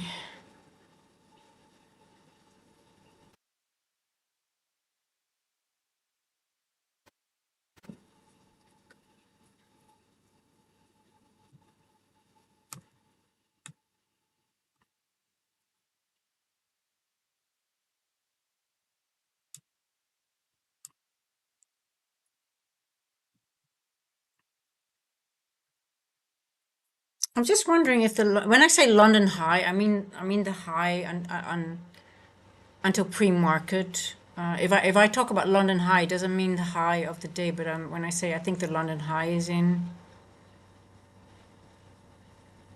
I mean I think like they won't go higher until maybe after 5, 6 o'clock ish. Um, I'm still not sure, but I'm favoring the short still. I know it doesn't look like it, but um, I still wouldn't be too eager for a long anymore. I would like it to go to a certain level or either invalidate like a maybe retest like a bullish order block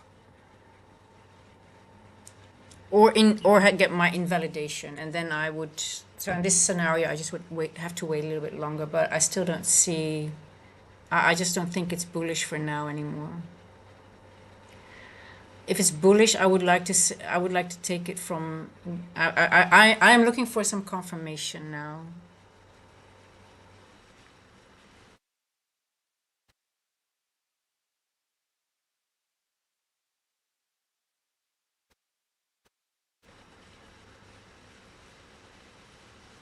$3.43.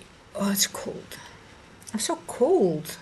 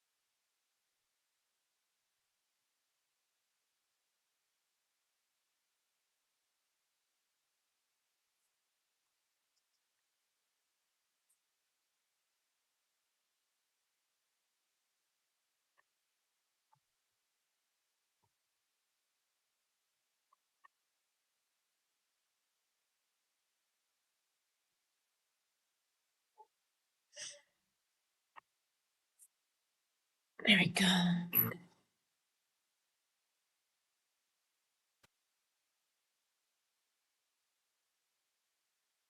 I will introduce the IFG. Yeah, exactly. The 312. Yep. See, we've inverted this now.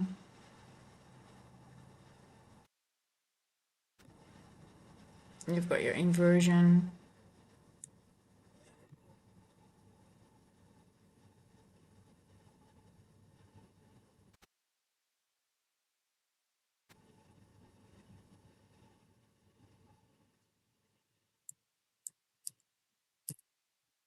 There we go.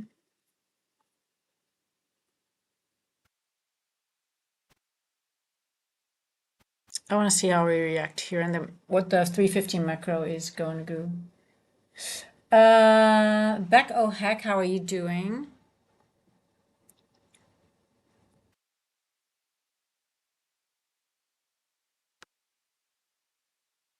Now this is a very important level here, the blue line. I want to see if it how it reacts here. It's also around the 3 o'clock, right? So if we go lower, I mean, if you go below the open price of 3 o'clock, that's not very bullish anymore then, right? Because we're still in the 3 o'clock hour. So let's see, this is an important level.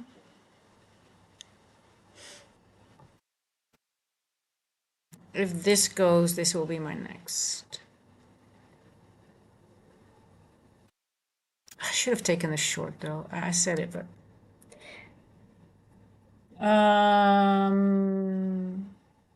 hey Amir, how are you? Backo hack. I'm doing great.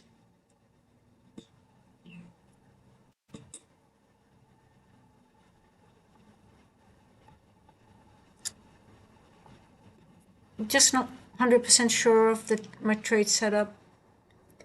I've been saying I want to go short. I haven't gone short because I'm just a little bit, we're stuck between two bullish and bearish PD rays. So I just don't feel comfortable with any at the moment. I took a paper trade long up to 28-ish. First here and then up to here. For the bulls, this is an important level. The bears want to see this being invalidated. So those who want to go long don't want to see this price action. They don't want it to go lower from here because this is a crucial area for the longs.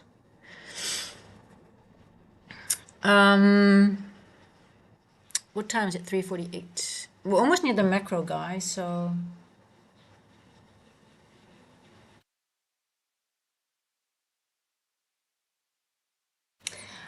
green globes. You guys, you know what I love about you guys? You're so honest, and which I really love. Have not taken any payouts yet. You know, you guys are so really showing the good and the bad and the ugly of the trading journey, right? Because it's a hard journey. It's not an easy journey. And us being honest about these things makes it really like builds a level of trust, and that's something I just find so valuable that we are having this, and people feel safe enough to share that. So thank you guys, and Lance, also you're actually the one who started. Well, everybody has been honest, but you really, you've been very honest about your struggles and what's keeping you from being profitable, and I admire that. Really, I do. And I just hope that we can all learn from it because we all have the same struggles. We have to, but we some just deal with it better than others, right? That's the whole thing. It's about how you deal with them. But the thing is, I think the takeaway is that it doesn't stop. I don't think we solve it like with one.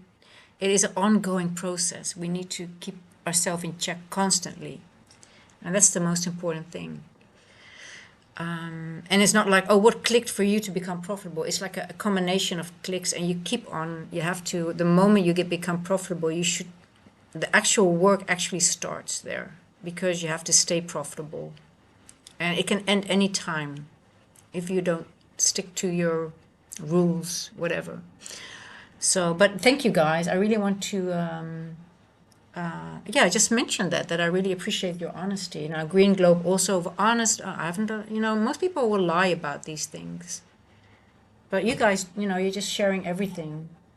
So yeah, thank you for that. I really, from the bottom of my heart, that means a lot to me. That I can see that you guys feel safe enough to share that here. That's something that is just so really very, very, very. I don't think many streams, many people have this level of honesty among each other. They're always trying to, oh, look at me, I made so much money, blah blah. That's why I never like that when people do that. Obviously, we want to celebrate the good things, but this is so much more valuable that people can really relate. Like, oh my God, I'm not the only one who has this issue. You know. So yeah. Okay, let's see, guys. 350, important, very important level, very important time, and important level where we're at. So let's see how the 5 minute looks.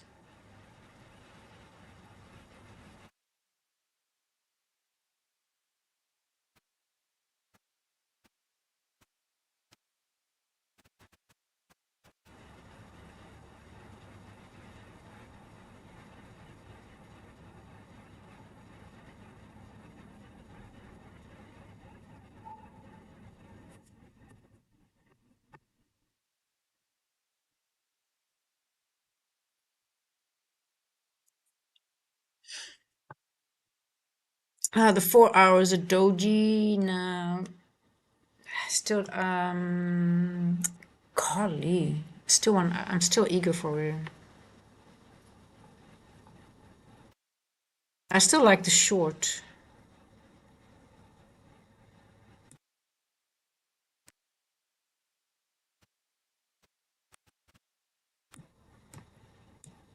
I'm not gonna let this one go. Okay, we're below 3 o'clock. Let's see. This is the last line of defense for the longs, I would say. I mean, I would have been out already, to be honest, but like I said, I've been favoring the shorts already, but this is one of my times that I'm trigger.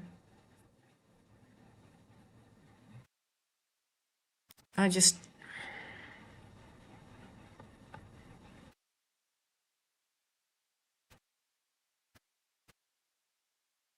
I didn't take it. I just did not take it. I wanted to take it so bad here. I did not do it. That annoys me, but it's okay. Sometimes I have fear of getting into my trade. I guess because some of you were long. I don't want to blame you guys, but it's your fault, Richard. I was joking. It's never your fault. But we were between two PDRAs, the 15 minute. If you look on the 15, there's a bullish and a bearish one. And like I said, I've been bearish since around this area, and I just didn't want to go. I would have entered I would exited my long anyway here and then look for a short. I've said that, but I did not pull the trigger. I just need more confirmation. I think I need more coffee as well. But yeah, I wouldn't be long too much here anymore because we're below 3 o'clock. We're almost at 4 o'clock. Let's see. This is an important area now. This is a lot. This would be my last. If I would be in a long, I would. This would be my last line of defense here. But I don't know. We could still retest this and still go higher. Could be. But Becca, don't tell me told you so. We don't do that here, okay?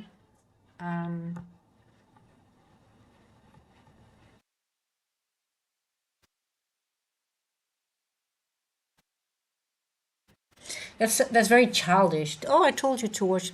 Don't tell us we should all listen to what you're saying because you're a market maker. You're not. You're not a market maker, okay? So don't tell us that we should listen to you all the time. I don't say that. Nobody says that here because it's ridiculous.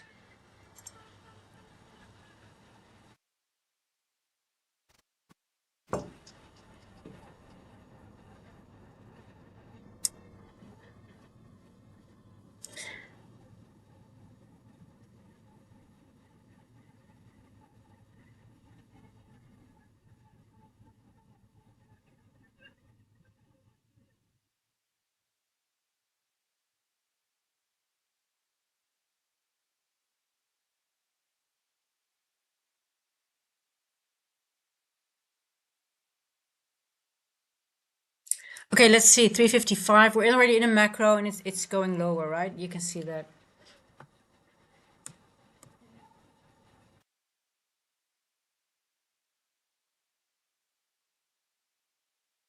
Look, I do want to address Becco Hacky. People just calling out levels like they know they're a market maker. Either show your, have some kind of logic built around it, but just calling out levels like you know how what the market is going to do. I don't like that on my channel, to be honest. If people want to try to present themselves as market makers because they know what's happening, I don't put up with that bullshit. I think it's bullshit, but I do like it when people share levels if they are built around specific levels. But just saying, oh, it's going to that level, I know how the market books, blah blah blah. Don't do that here, okay? That's something I really don't like. Yeah, I told you. Oh, look, I told you. It's like, oh my God, look at me. I know how the market books. It's very childish, and you're just looking for acknowledgement, like you know what's happening. We have very good traders here. Some people really know levels, and that's fine. It's not about that, but it's like, oh, I told you so. Look at me, how I know I can read the market. Yeah, I'm sure you can, but just don't. It's very cringe. Told you so, told you so. Look at that. It hasn't gone there. And if it goes there, good for you. But rather, share how you get to those levels and things like that. But told you so. I instantly, I don't, I hate that so much. It gives me the ick, really, it does.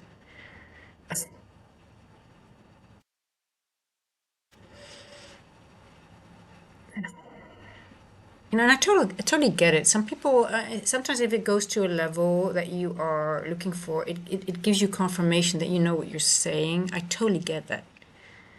But saying told you so is like you want people to think that you can read the market continuously.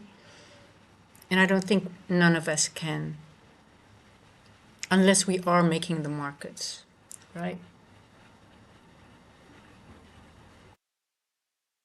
And if you know because you have a strategy, share the strategy because it's about this or that. I'm showing it what I think is going to happen, but I'm not saying like, oh guys, I told you so, I told you so.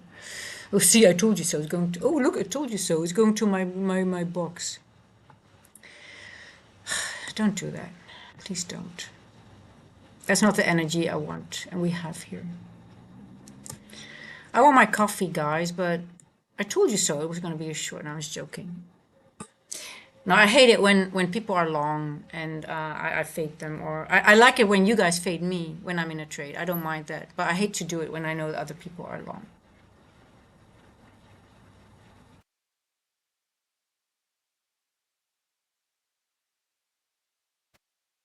But the good thing is, we learn most of our losing trades, or if our trades, if you got stopped out, or if you enter, if you stop your trade early, those are the trades you learn most of. So it's a good thing, right? Yeah, it's okay, a backhoe hack. I get it, but I just want to make sure it just gives some, it's a really bad, a lot of things, you know. I just want to clarify it also a little bit. It's a lot of things that scammers and people with bad intentions do all the time because they want to lure people into other things. To So it's sort of a thing, it goes together with bad. So I just want to clarify it as well because I don't want to sound nasty, but I'm very protective of this little thing that we have here, and that is just something people do that have different intentions. Let me put it that way. They try to show themselves as very good traders, and they want to, see how I can read the market, join me, blah blah blah. It's just, you can. That's why I just also, I'm not saying that you are doing it, but it goes together. But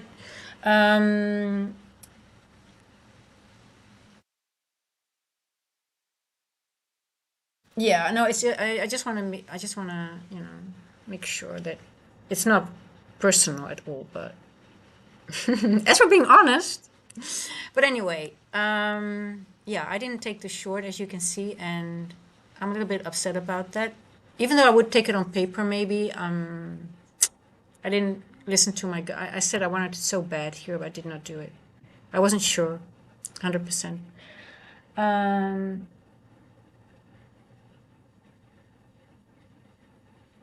I think we're gonna go lower now. Let me see, 4 o'clock. Okay. I want a coffee so bad. Yeah, you're fine, Becco Heck. It's fine. It's fine. It's all good. Just want to.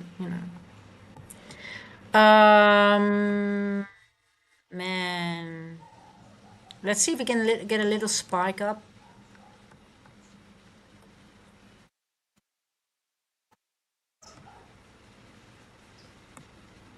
And continuation. Okay, I think did we invalidate this?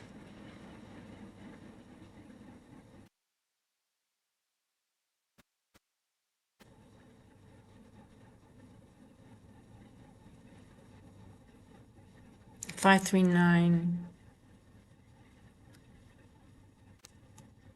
Okay, I think I wanna bullish. Are you guys still bullish? We went below 539.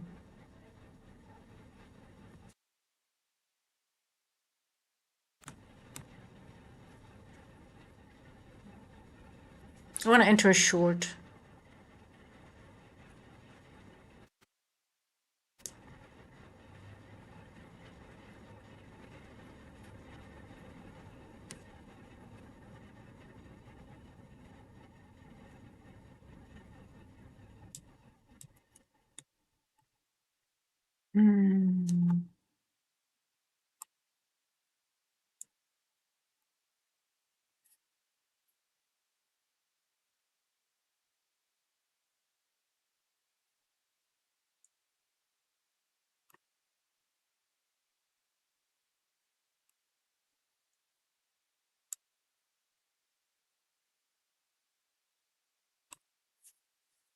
Okay, I'm gonna enter my account as well.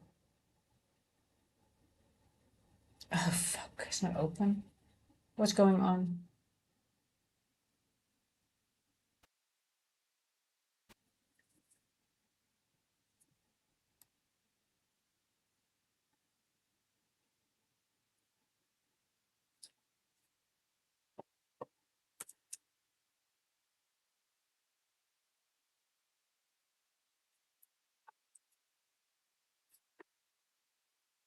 Okay, I'm gonna enter.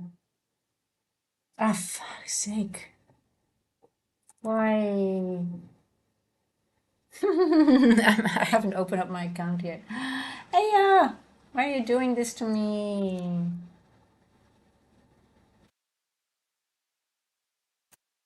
I'm missing. Well, it's gonna go lower. I mean, I should have listened to my gut feeling here. But then again, sometimes you need more confirmation, right?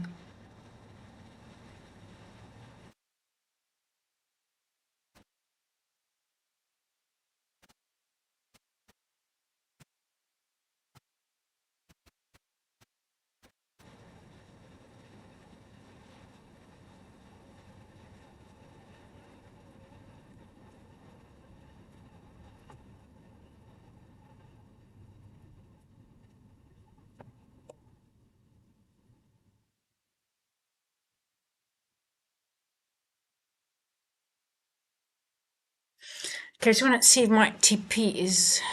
If I've done my TP correctly. 404.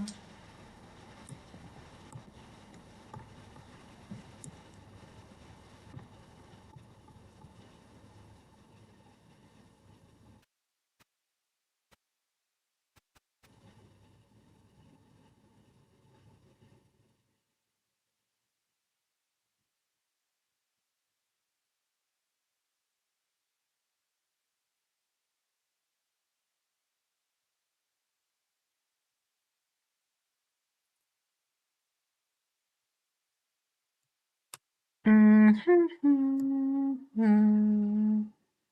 0.4618. Mm-hmm. Okay, I'm gonna just make it. It's gonna be my safe trade. I think it will go lower, but I just want to be sure that I'm doing the right thing.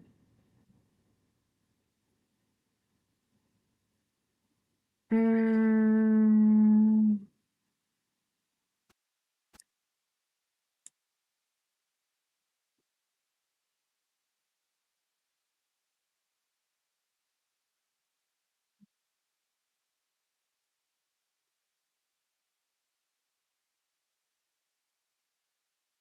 mm, mm, mm, mm, mm.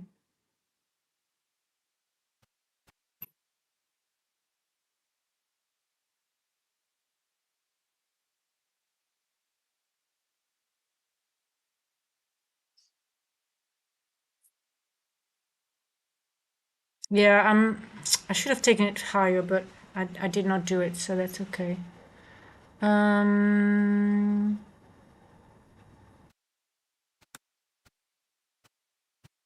this is gonna be my trade. That's it for now. I'm in it.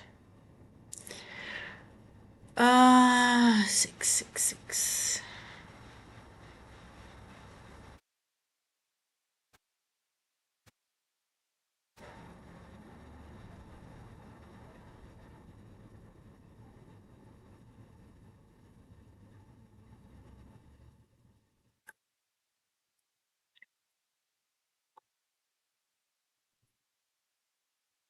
Mm-hmm.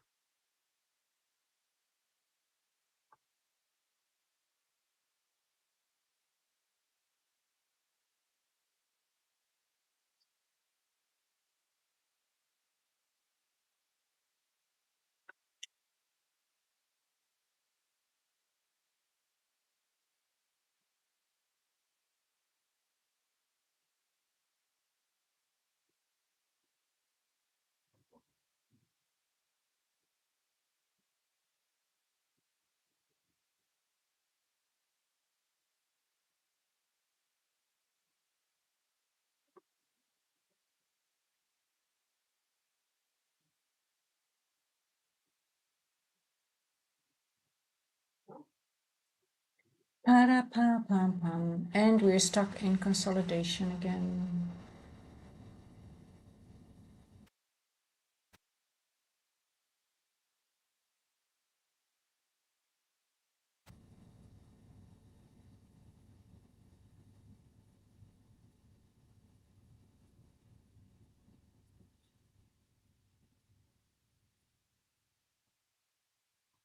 Meta, you will. Just keep journaling. That's all I can say. That's all I always say, right?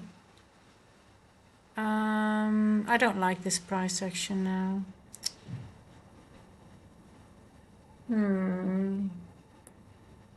It's gonna make us wait a long time.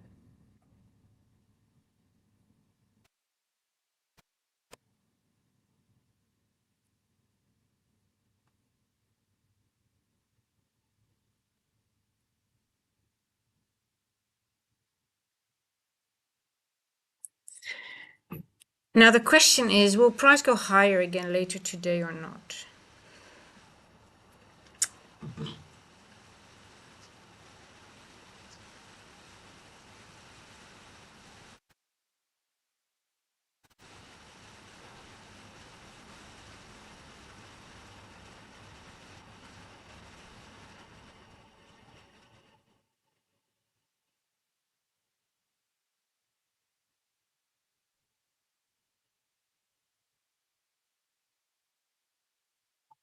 Let's see.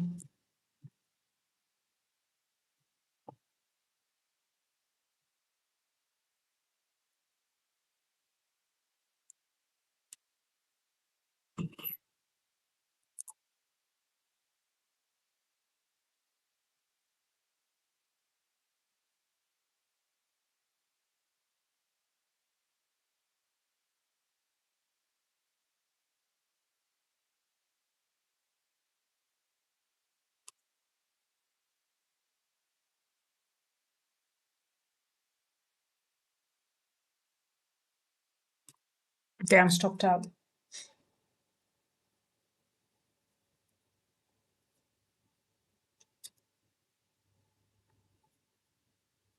What time is it? 11:10.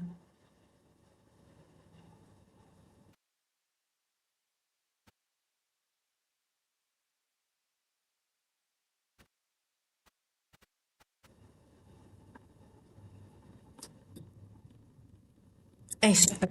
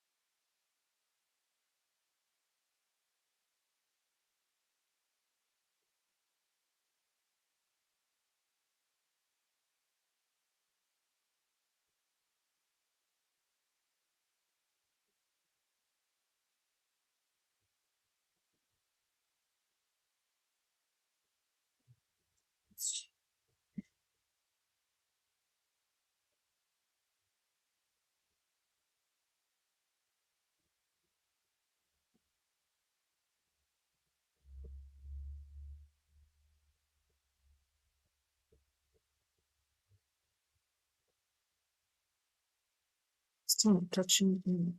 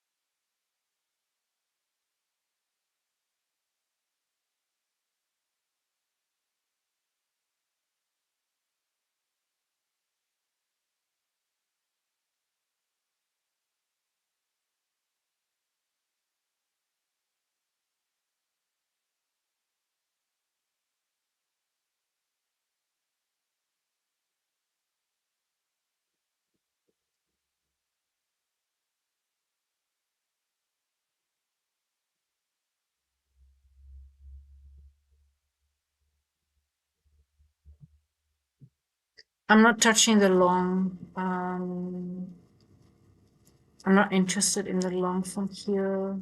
It's a nice move though. Richard, are you still in? Are you still in? Um,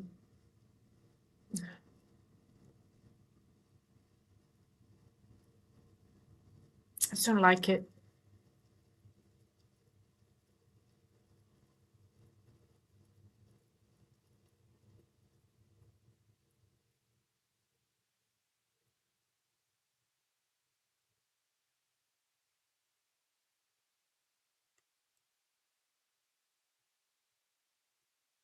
It is above the blue box though, so it's sort of like invalidated something and then validates again. So I guess it could still go, but I'm not touching it. I'm waiting for the short.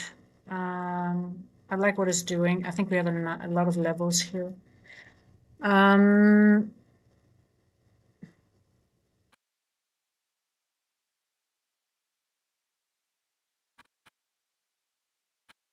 yeah, it's too tricky for me. I'm not engaging in a long. I'm not going to go from short, stopped out going into the long again. We invalidated a bullish PD array. We're above it again. I just don't like this area here for long. It's very wicky. Let's have a look at the 4 hour.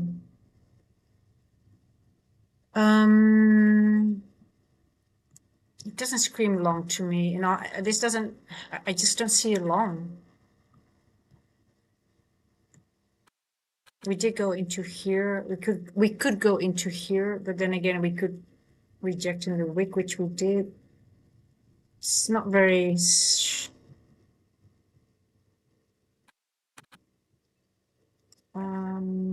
don't like it.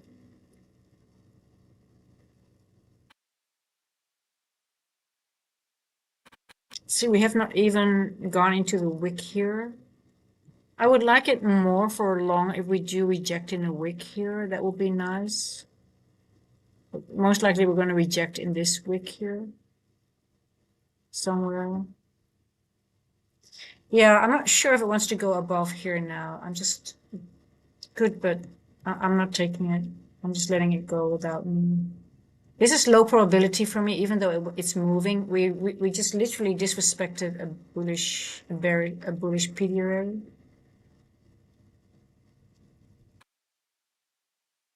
It didn't go below it. That's true. That's true. So not fully.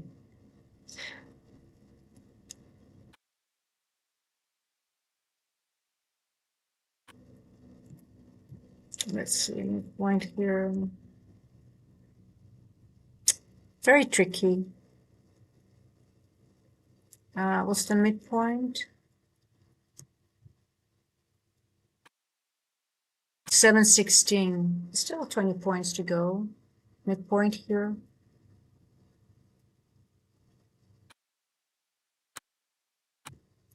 And this here is, we haven't gone in this one here. Where is 50%? See, I like this level here. I really like this area. For me, I would like to go long when we are here. Because I do think I think the longs are still in play. But I want us to go into this wick, which matches exactly that area that I'm looking at here. So I want it to go lower from here to here and then make that move up. So reject here maybe. Let's see if it can go up to here, then go lower, and then I would be interested maybe in a long. I don't know if it's going to give it, but that would be nice. This is 50% here. Let me see. I really like that level 593. It matches with this gap here. Yeah. I really like it. I like a short again. I really like to short again. I'm eager to short all the time. What time is it? 4:19. Let's see if we can go a little bit higher. Maybe touch the end dog.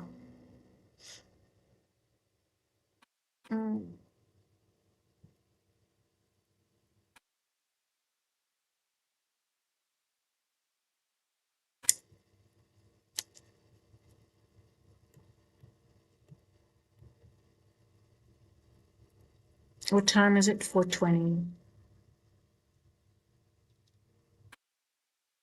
Oh, I like it. You stay put there. Don't go any higher. I would like to see that.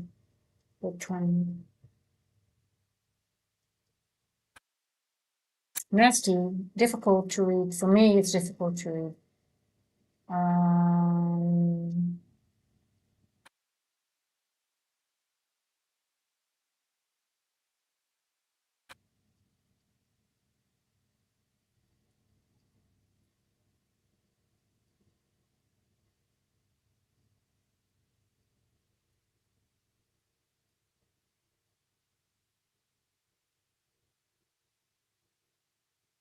Wi-Fi money. My expectation for the week is to fill 29,400 before any move up, but could be wrong. 29,400. I mean, I found the market pretty hard to read, but it makes sense why it's difficult to read because we're in a higher time frame consolidation area, right? I mean, look here where we're at. This is where we're at. We already hit 50% of the weekly range. It's sort of like it's not a nice area. We are sort of like actually in the last week's body. We're in last week's wick and the previous week's body. So that means it's just going to go a lot of back and forth price action. It's just very tricky. Yeah. And as you can see, right, been stopped out just now. Still like the short. I still don't think we're gonna go over this level before maybe 6 o'clock, maybe even New York session. Could be wrong. I can always be wrong, but that's just what I think.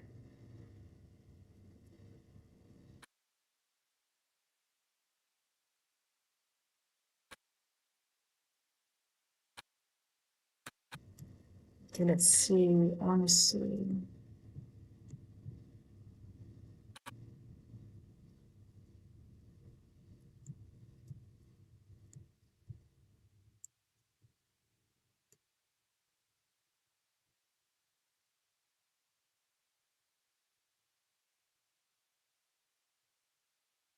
Let's see. Oh, I'm so cold. Can you speak to me in English?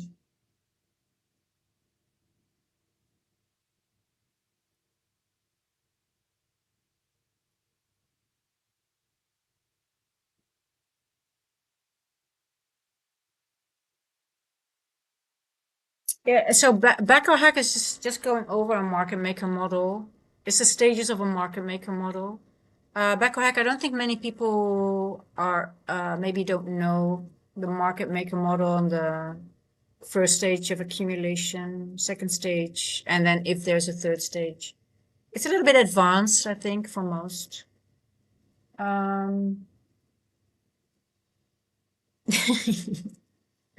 Studying market MMXN models, it's sort of like I guess more for experienced traders. So I can imagine most don't understand it. That's okay.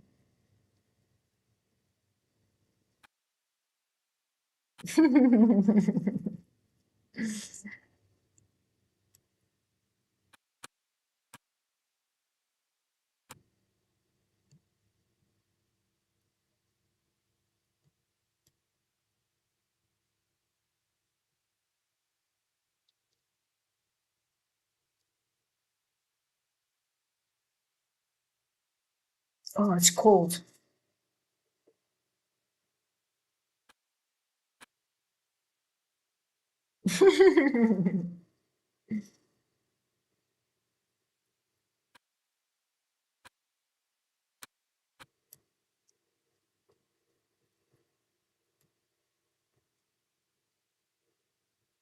Oh.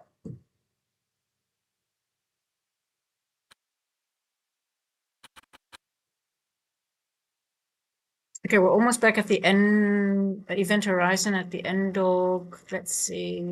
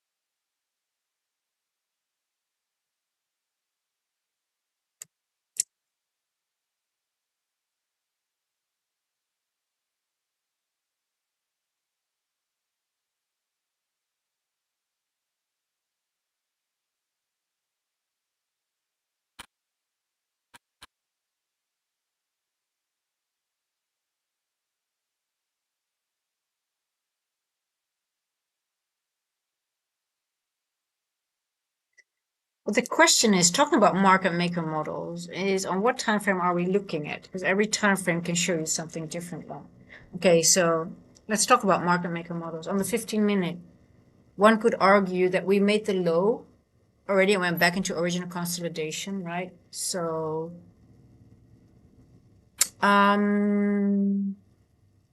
one could argue, yeah, but there's a original consolidation a little bit lower as well. So are we in a market maker sell? Are we in a market maker buy model? If we're in a buy model, that means, are we just on a higher time frame, did we just only have a retracement to go higher again? Or are we finalizing a market maker model on the lower time frame back into original consolidation? Because a higher time frame retracement is a full market maker model on a lower time frame. Can be a full buy side, sell side market maker model on the 1 minute, for example. If you have, for example, 1 hour or maybe even a 15-minute, just a retracement, right? Could be a full market maker model. So it's always like, okay, what time frame are you looking at and what are you seeing? For me, I can see that we could have completed a market maker sell side on the 15, going into original consolidation, but I also see consolidation a little bit lower with a lot of imbalances. But the market could use the 15-minute retracement. If I look at the 15, I can still see also a buy model. I'm like, okay, yeah, we just retrace very, very deeply. We could go higher again, but we also still could go lower on that if that is still a 15-minute bullish retracement, right? So that's sort of like sometimes hard when you have a lot of manipulation going back and forth. But I still favor, we could still go all the way to 550 and be bullish in the sense of the high time frame. So I think the retracement will be lower and maybe even all the way up to 550. And I'm still be bullish on the higher time frame. So that's why I keep on saying, I do think we're going to go higher, but I think we're going to go lower first. I like 550.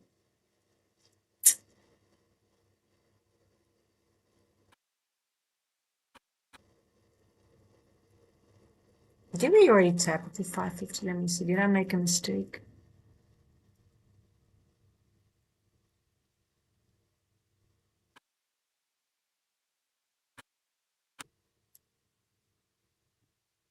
Did we go there already? Let me see if I miscalculate. Sometimes I don't slap my fib very precise. I need to be precise though. Sometimes I do it very quickly, and you might be off a few points, and then we already went there in Asia, for example, and then I missed it. So I have to be very precise with my.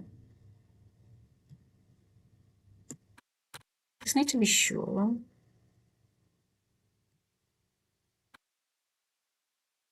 that we did not go there yet. That it left. Sometimes they leave these levels.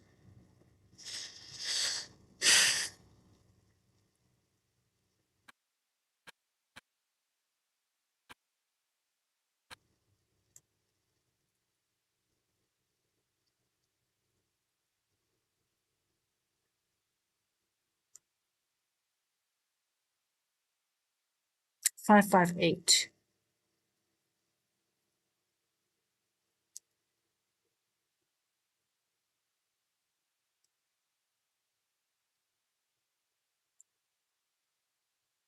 Yeah, okay.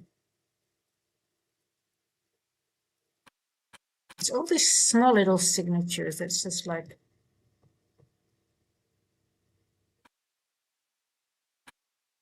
550. Um,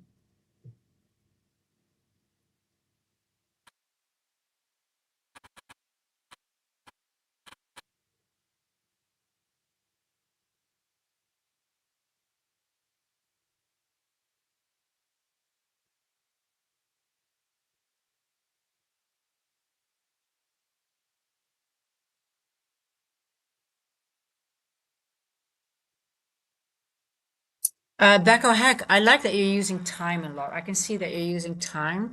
So Mether, you see how Becco Heck is using time a lot? When you say time over price, that's actually how you talk about it.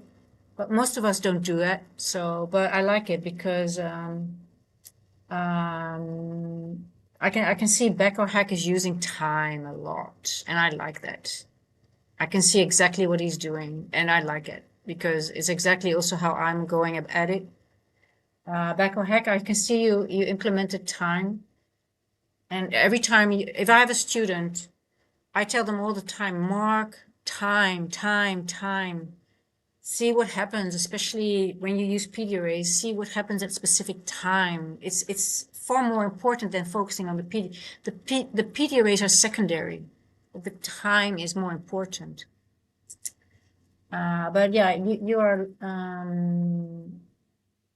Becker Hacker with each. He refers more. He talks more time than actually anything else, and that's what I like to. I love to see that because I know that I know exactly how you're thinking, and yeah. But Becker Hack ICT doesn't teach that. He just shows the macro and some time-based levels, but that's it. You have to really get back. You have to study it yourself to really understand what it really means when people say time over price. And it's sort of like people don't understand it, but it's just they need to study time. Look at it minute by minute, almost. But most people are not doing that. You have to study it minute by minute. What is happening at what time? And he's doing it. And the math, you have to, I am not mathematical, but you have to connect dots. So that's where the journaling comes in. Mark the times and look and connect dots. It's not being taught anywhere. Well, I teach it to my students though, but it's not out there. It's not in the open. And it shouldn't be, because it's only for hardworking people. It's right in your face. That's the thing. It's right in your face. But you need to work, you need to work at it very, very hard to see it. But it's out there. It's all out there. Look, I'm not saying price is going to go, not going to go higher, but why am I not eager for a long here anymore?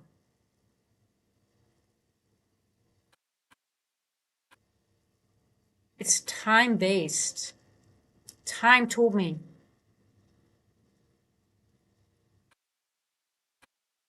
I'm not saying it won't go higher, but I knew just if you are trading, you don't want to, I don't want to be in this and hold long when we're going through this, right? Um, hey, Green Globe explorations. Let me tell you one thing.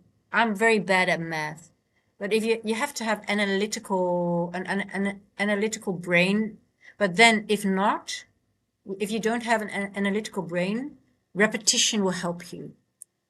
uh, don't be fooled by having to, if you have a mathematical, it's easier because you understand calculations. Because every range is it's calculated. Ranges are calculated. They are a range calculated from something else. But you need to start seeing that. I can literally, I say a lot of the times, I'm not going to go short unless we go here. Because I understand how the ranges should, the minimum range has to be formed. And I just something tells me then, okay, there's more range needed to start the new range to the upside, for example. So for me, sometimes it's understanding, and it all comes by, I can't say it enough, journaling. And it is a little bit mathematical, but it's more connecting specific things together. Everything is a benchmark of something else. A range is formed, is a calculation of another. It's part of another range. So you at some point you'll know how much they can extend or could extend or must extend. So that gives you the sort of like the edge, like, okay, you know what? I'm not interested in a long unless we go lower first, because I think, okay, it cannot go higher unless, if then. And that comes from, I guess it's again, it's time-based ranges. It's cycles.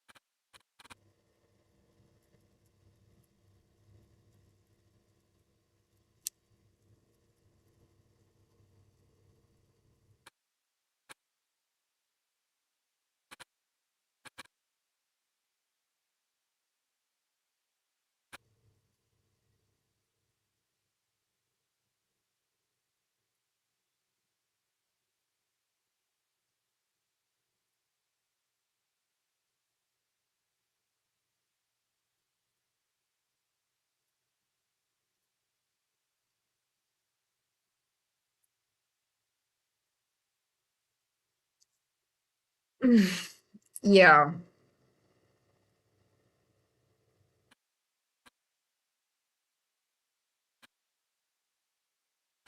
So I think a lot of people are fooled by this move, like, oh my God, it's going to go higher now, but I just don't think it's going to go yet. I'm just not convinced about it.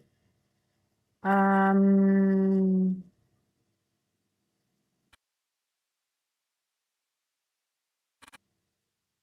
yeah,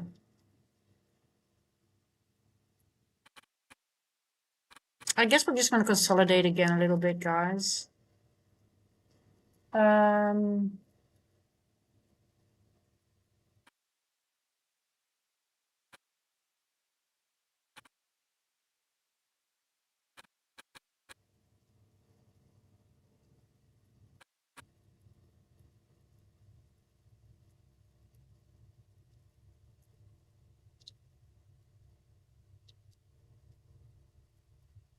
what time is it now?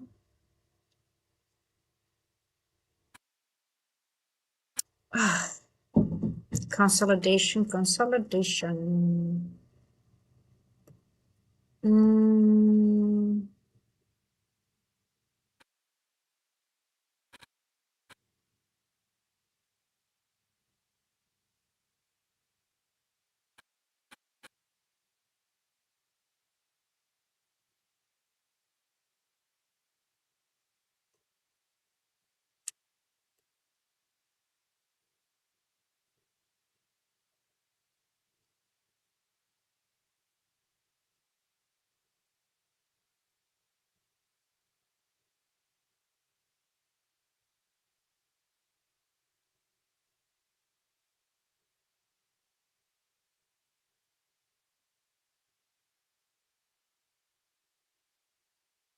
I'm the most accurate when it comes to trading my trades against consolidation. When I went to re-enter, yeah, me too.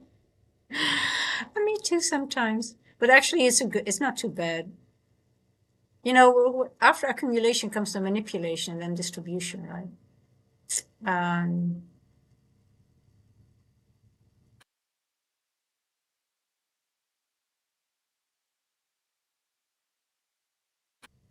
I do like the long, but not yet, I guess.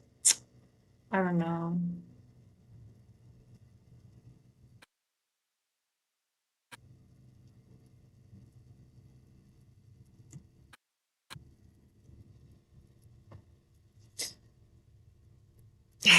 Yeah.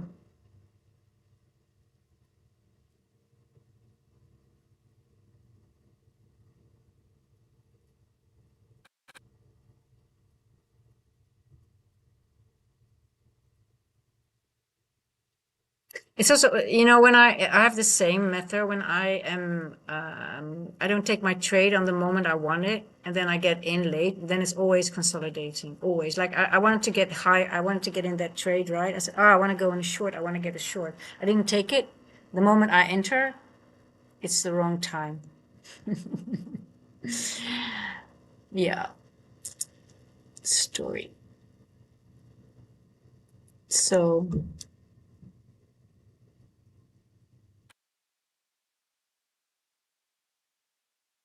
but yeah, I wanted to look for something.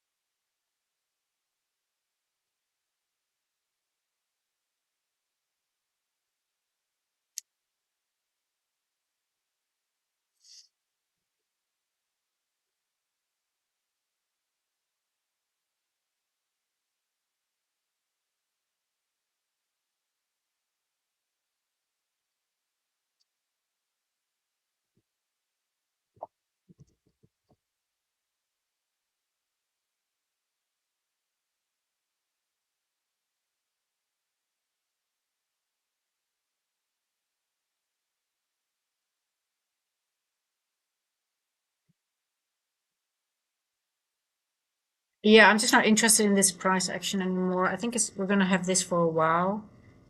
Um, I might be interested in a long if we manage to go here lower. But then again, I like this area here.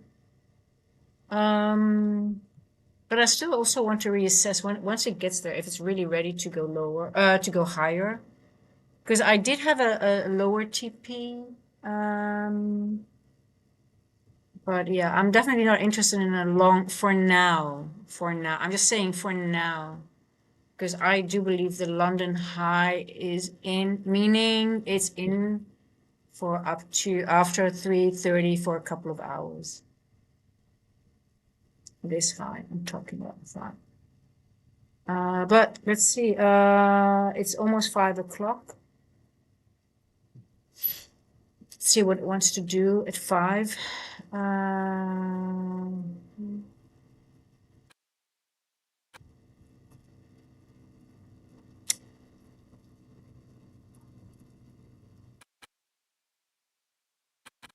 do we have a 1 minute breaker here, right? I'll mark it. Let's see if there's a 3-minute breaker.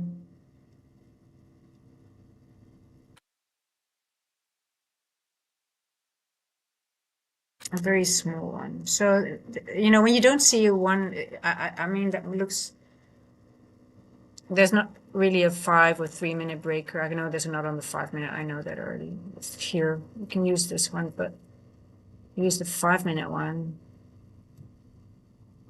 It's sort of holding, right?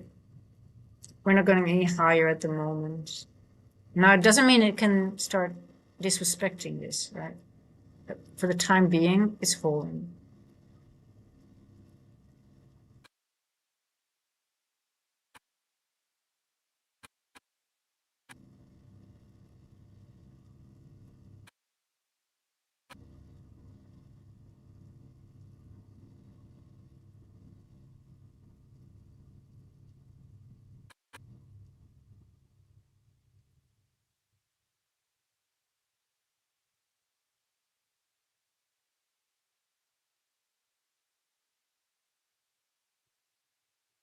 So let me ask you this. Is there a 5-minute bullish breaker somewhere in this area?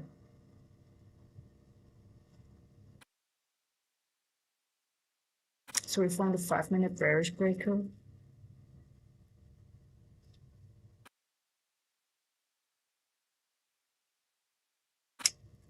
One could argue and say, yeah, but oh, I'm thinking about something. I'm just thinking about something, guys.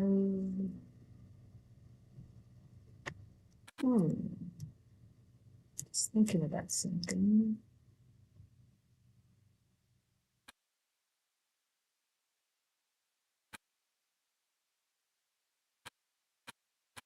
We could use this as the lower time frame.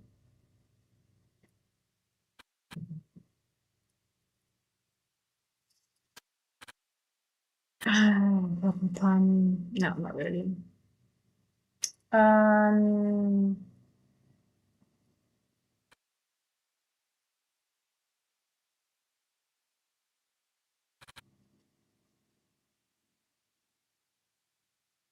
You know, some people are all the rules and signs on the road when it comes to drive, they are horrible. Yes. And also, you know, what's a very interesting thing that Green Globe points out? Even for myself as a trader, I see it as two different things. Being able to analyze, but also trade execution are two. Sometimes they don't align for myself. So that's why I always paper trade my first trade to see if I'm aligned with the market. Do I feel, am I in tune? Is my analysis in, because I can have perfect analysis. I can read it and then I still have a losing trade because I don't execute properly. And as a trader, they are two different things. And I figured it out while I was streaming and I never realized that, but they are two different things. But it doesn't have to mean every day you are not in tune, but they have to be in tune with each other as a trader. For me, as a streamer as well, sometimes I feel the market and I can analyze, and sometimes I just feel, okay, let me just analyze today because I don't feel. And sometimes you're in tune and everything works out well. And those are the days that I have my 100-point, 300-point trades. But sometimes you're just not in line, but your analysis can still be fine.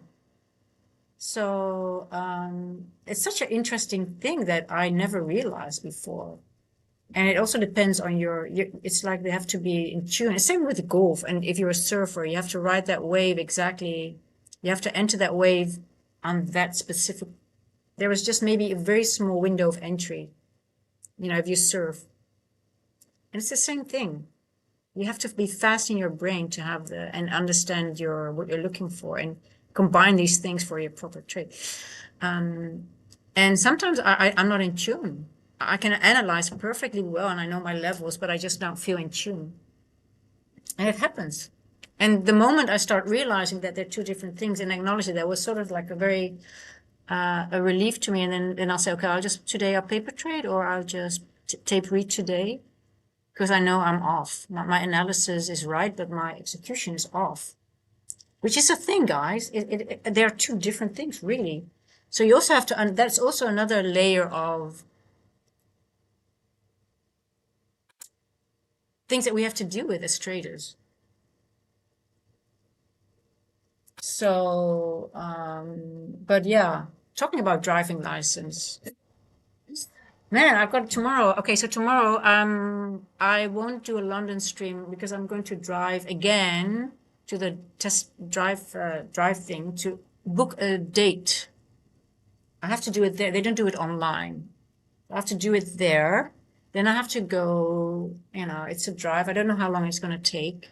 So tomorrow, I'll do a London stream when I get back, if I get back on time. And otherwise, I'll just do only a pre-market prep for pre-market preppers. But if I get home like 4 or 5 o'clock Eastern, I might do still like a little bit of a London session. Because, there's still good trades sometimes. Do you use different time colors for different time frames? I should, but I'm not doing it.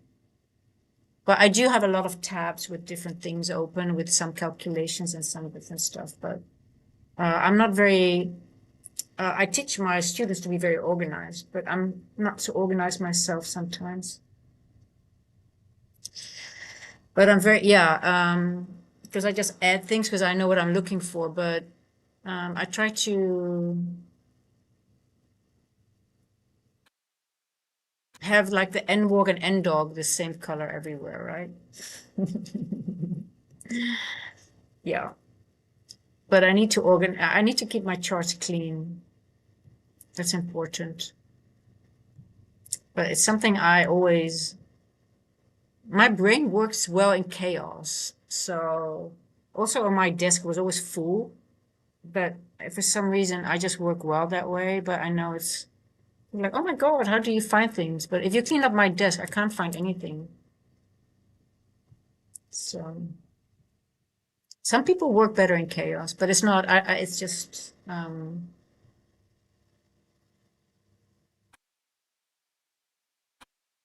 okay, let's see, 451. But I try, I don't think I don't think method, the thing is that time is a different color. I think you should have like the same color for your FUGs, for your, on the same time window, for your OBs, for your breakers and things like that. So it's recognizable. I think that's important. I do have them sort of like in my, here, my templates. I do have them structured here, but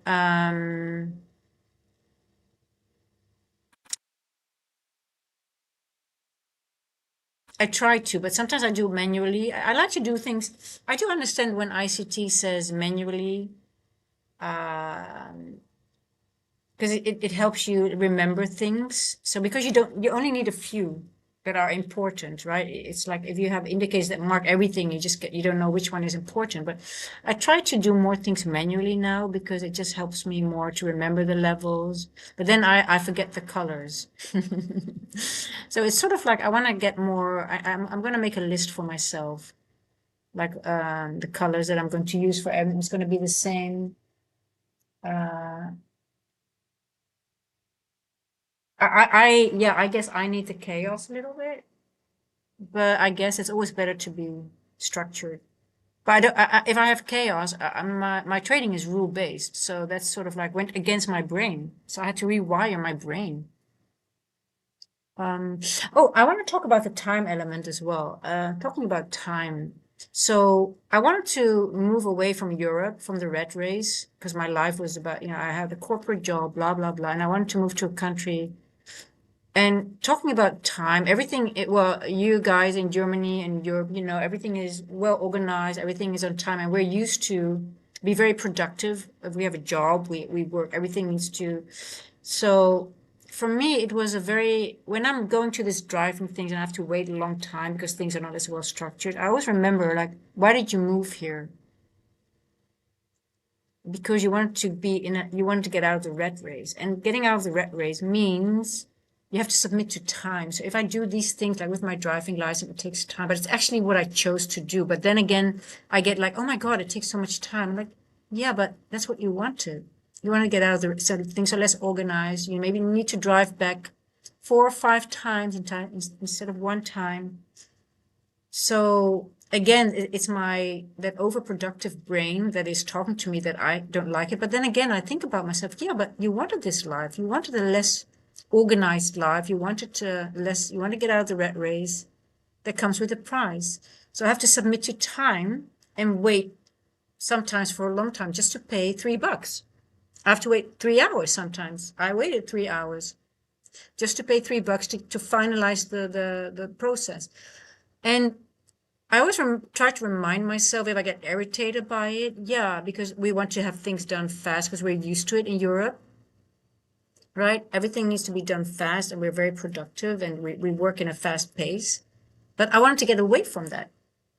And then I encounter these things, but I always try to remind myself, yeah, but you chose this, so submit to it. And then I have to submit to it. And then obviously I can't stream. And then, oh my God, I can't stream. Yeah, but it's how things go. I have to submit to time. And it's also the same in trading. You have to submit to the process of learning, which takes time. We have to submit to waiting for your trade.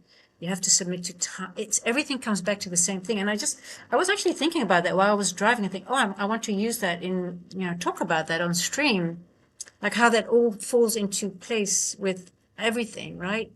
So it comes down to time in everything in trading time, but also submitting to the process of time, the time of getting to know your models, getting to know, and then again it comes to the time also waiting for your time. Like I can see this, but then again, how am I going to trade this right now? I can't do anything because I'm sort of like have to wait until it goes to my level or it invalidates my analysis, right? Either or.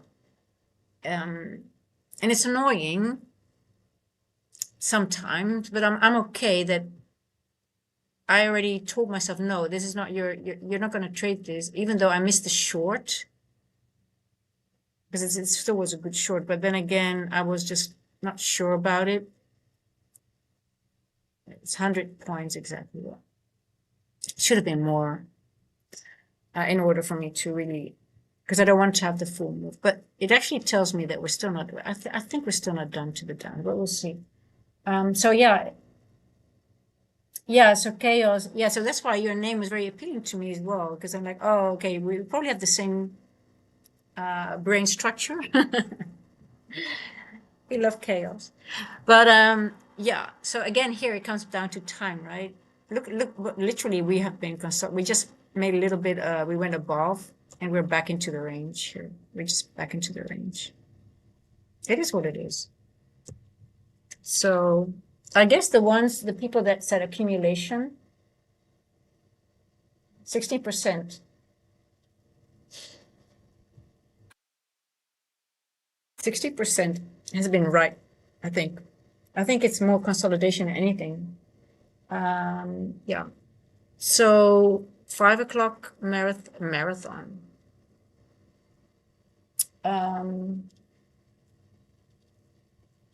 Let me go. Let me share the Discord. No scammers, please. I'm gonna kill you.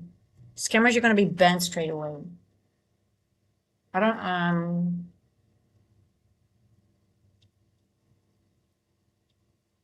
Let me share. Anyone wants to get in the Discord? Share the same values that we have here. You're more than welcome to join the Discord. I like the Discord because if I can't communicate with you guys, it's the only way I can communicate. I don't send any DMs or I'm not inviting you to make friends because that's the only way if you get an invitation, it's not me, guys. It's a scammer. Okay. So instantly just find if you get an invitation from me, that's why I can't do it because of that reason. It's a scammer. Do not think it's from me. Unfortunately, I can't do that now anymore. So here we go, guys. Feel free to join. But do not promote any, because you'll be banned straight away. Do not promote any commercial stuff, because I can't check it if you're a scammer. I want to keep this community safe from anything. If you have something that is valuable, you can run it through me, but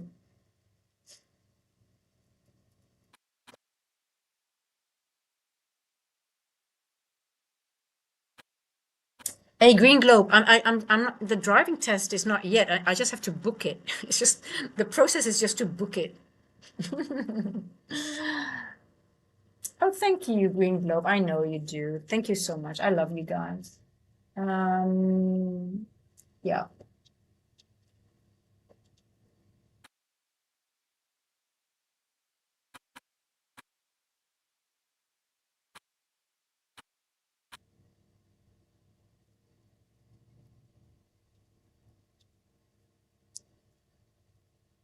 Okay, here we go.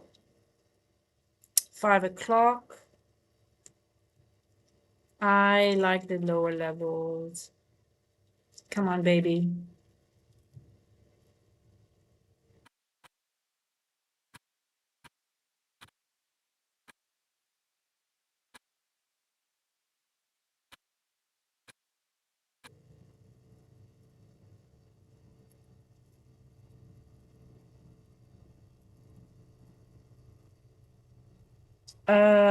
What levels did I say? Let me go over the levels again.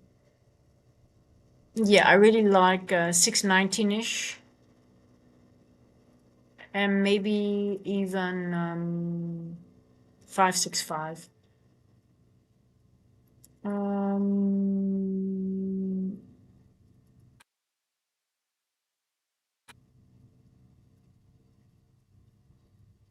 yeah.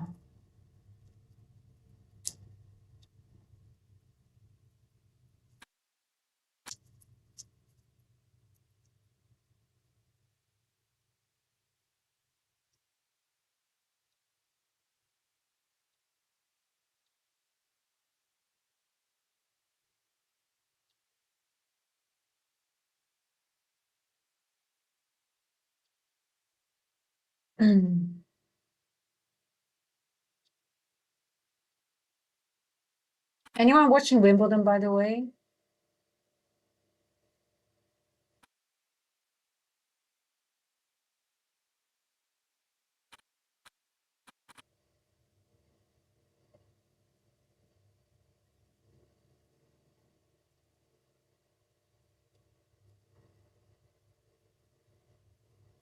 Okay, let's see. Who wants to go to, what level did I say again? 619. It's 502. Yeah, I like this level. I think it can go lower though. 619.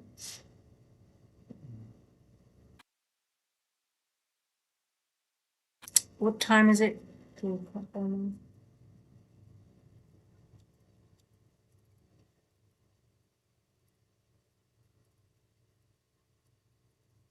Oh, I have a lesson with a student. Hold on. What time is it? Yeah, I'm going to stop the stream not too long from now because I need to prepare for my for a lesson.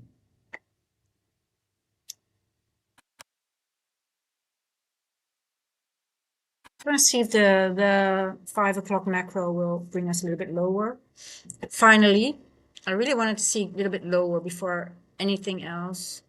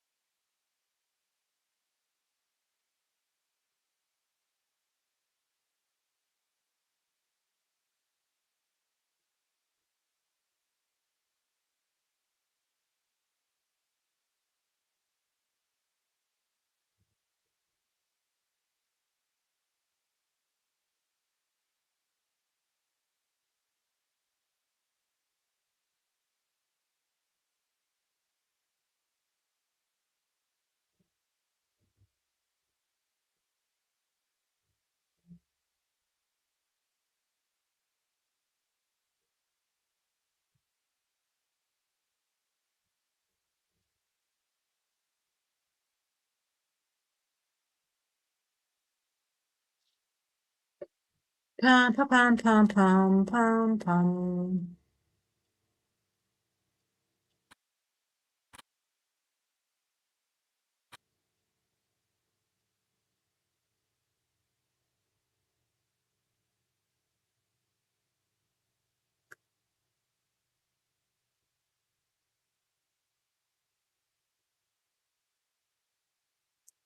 Okay, guys, I'm not gonna watch this anymore. This is just accumulation, and I think we're just gonna hang out here for a while. Um,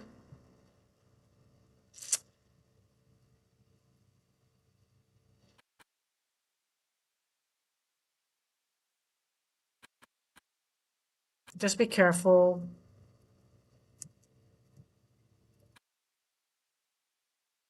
We'll be creating some beautiful equal lows here now. Look how many. One, two, three, many, many, many. So, yeah, for me, I need to go lower to go higher. If we go higher, I still don't know. But like I said, I don't think they're gonna take it out now yet. It might be a pre-market somewhere if we do pre-market prep, but I want to see lower first. But yeah, accumulation. I guess this was the best trade, but I did not engage. Did have a short paper trade here, but yeah, we'll see. Hey guys, I need to prepare for a lesson. I'll see you guys. I don't know tomorrow what time because I need to drive. I don't know what time I'll be back. So worst case scenario, it will be Thursday London time, the London session. If I'm back on time, I might do a very short stream before in free market, but we'll see. I mean, I just have to see how, because I have to submit to time. Anyway, guys, thank you so much again for hanging out with me. And yeah, thank you for your honesty all. I mean, that's very precious. I really like that. That we all feel safe enough to be honest about where we're at in our journey, right? Okay. I need to feed the kitty catties. Anything else? Did I miss any questions?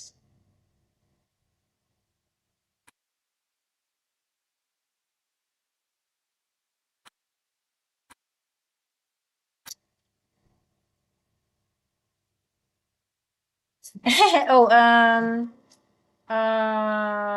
Method, can you let Mr. Chaos know that I sent him a friend request on Discord? Okay, Mr. Chaos, you have a true friend request, not a scammer. It's Method.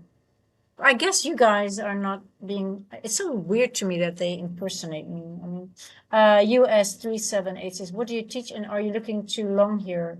No, I'm not doing. I'm not looking to do anything here. Hell no, I'm not gonna go long.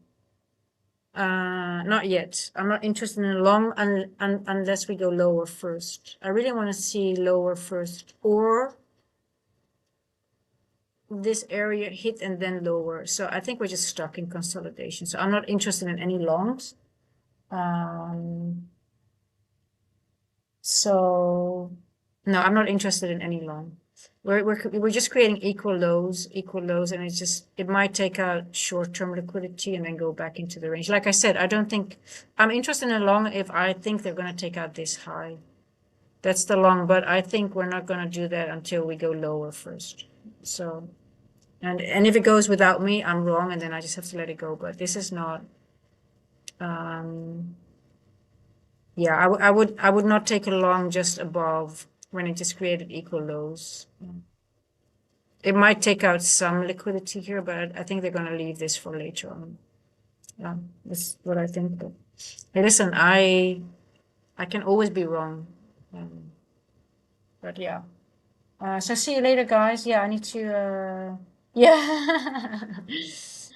I think they're only. Well, I think they can also scam other people. Yeah, you never know. I mean, it's crazy, right? It's always good. But anyway, yeah. So Mr. Chaos, it's Mether. Unless Mether is the fake Mether here. If he's being hacked and he's talking to us as a fake Mether, that could be the case. We never know, right? But I think he's okay. We should have a code word, right? We should have a secret word. So anyway. Oh man, yeah, it's crazy. Anyway, yeah. Okay, guys, I'll see you guys later. I'm the yeah. He's the only one. The fake method will be visible in top chat. The real method is only visible in live chat. Let me yeah. So that's how you know his method. You won't see him. You won't see him in top chat. So yeah, I still have to switch to top chat. Even with market, when we go into pre-market prep, it's the same. I thought it might be different because you subscribe to the channel, but it's not. So, but anyway, we'll see. Okay, guys, I'm gonna do some stuff and feed the kitty catties and prepare, and I'll see you guys either tomorrow. Pre-market preppers, I'll see you later on today. And anyone else, maybe tomorrow, maybe Thursday. I love you guys. Thank you.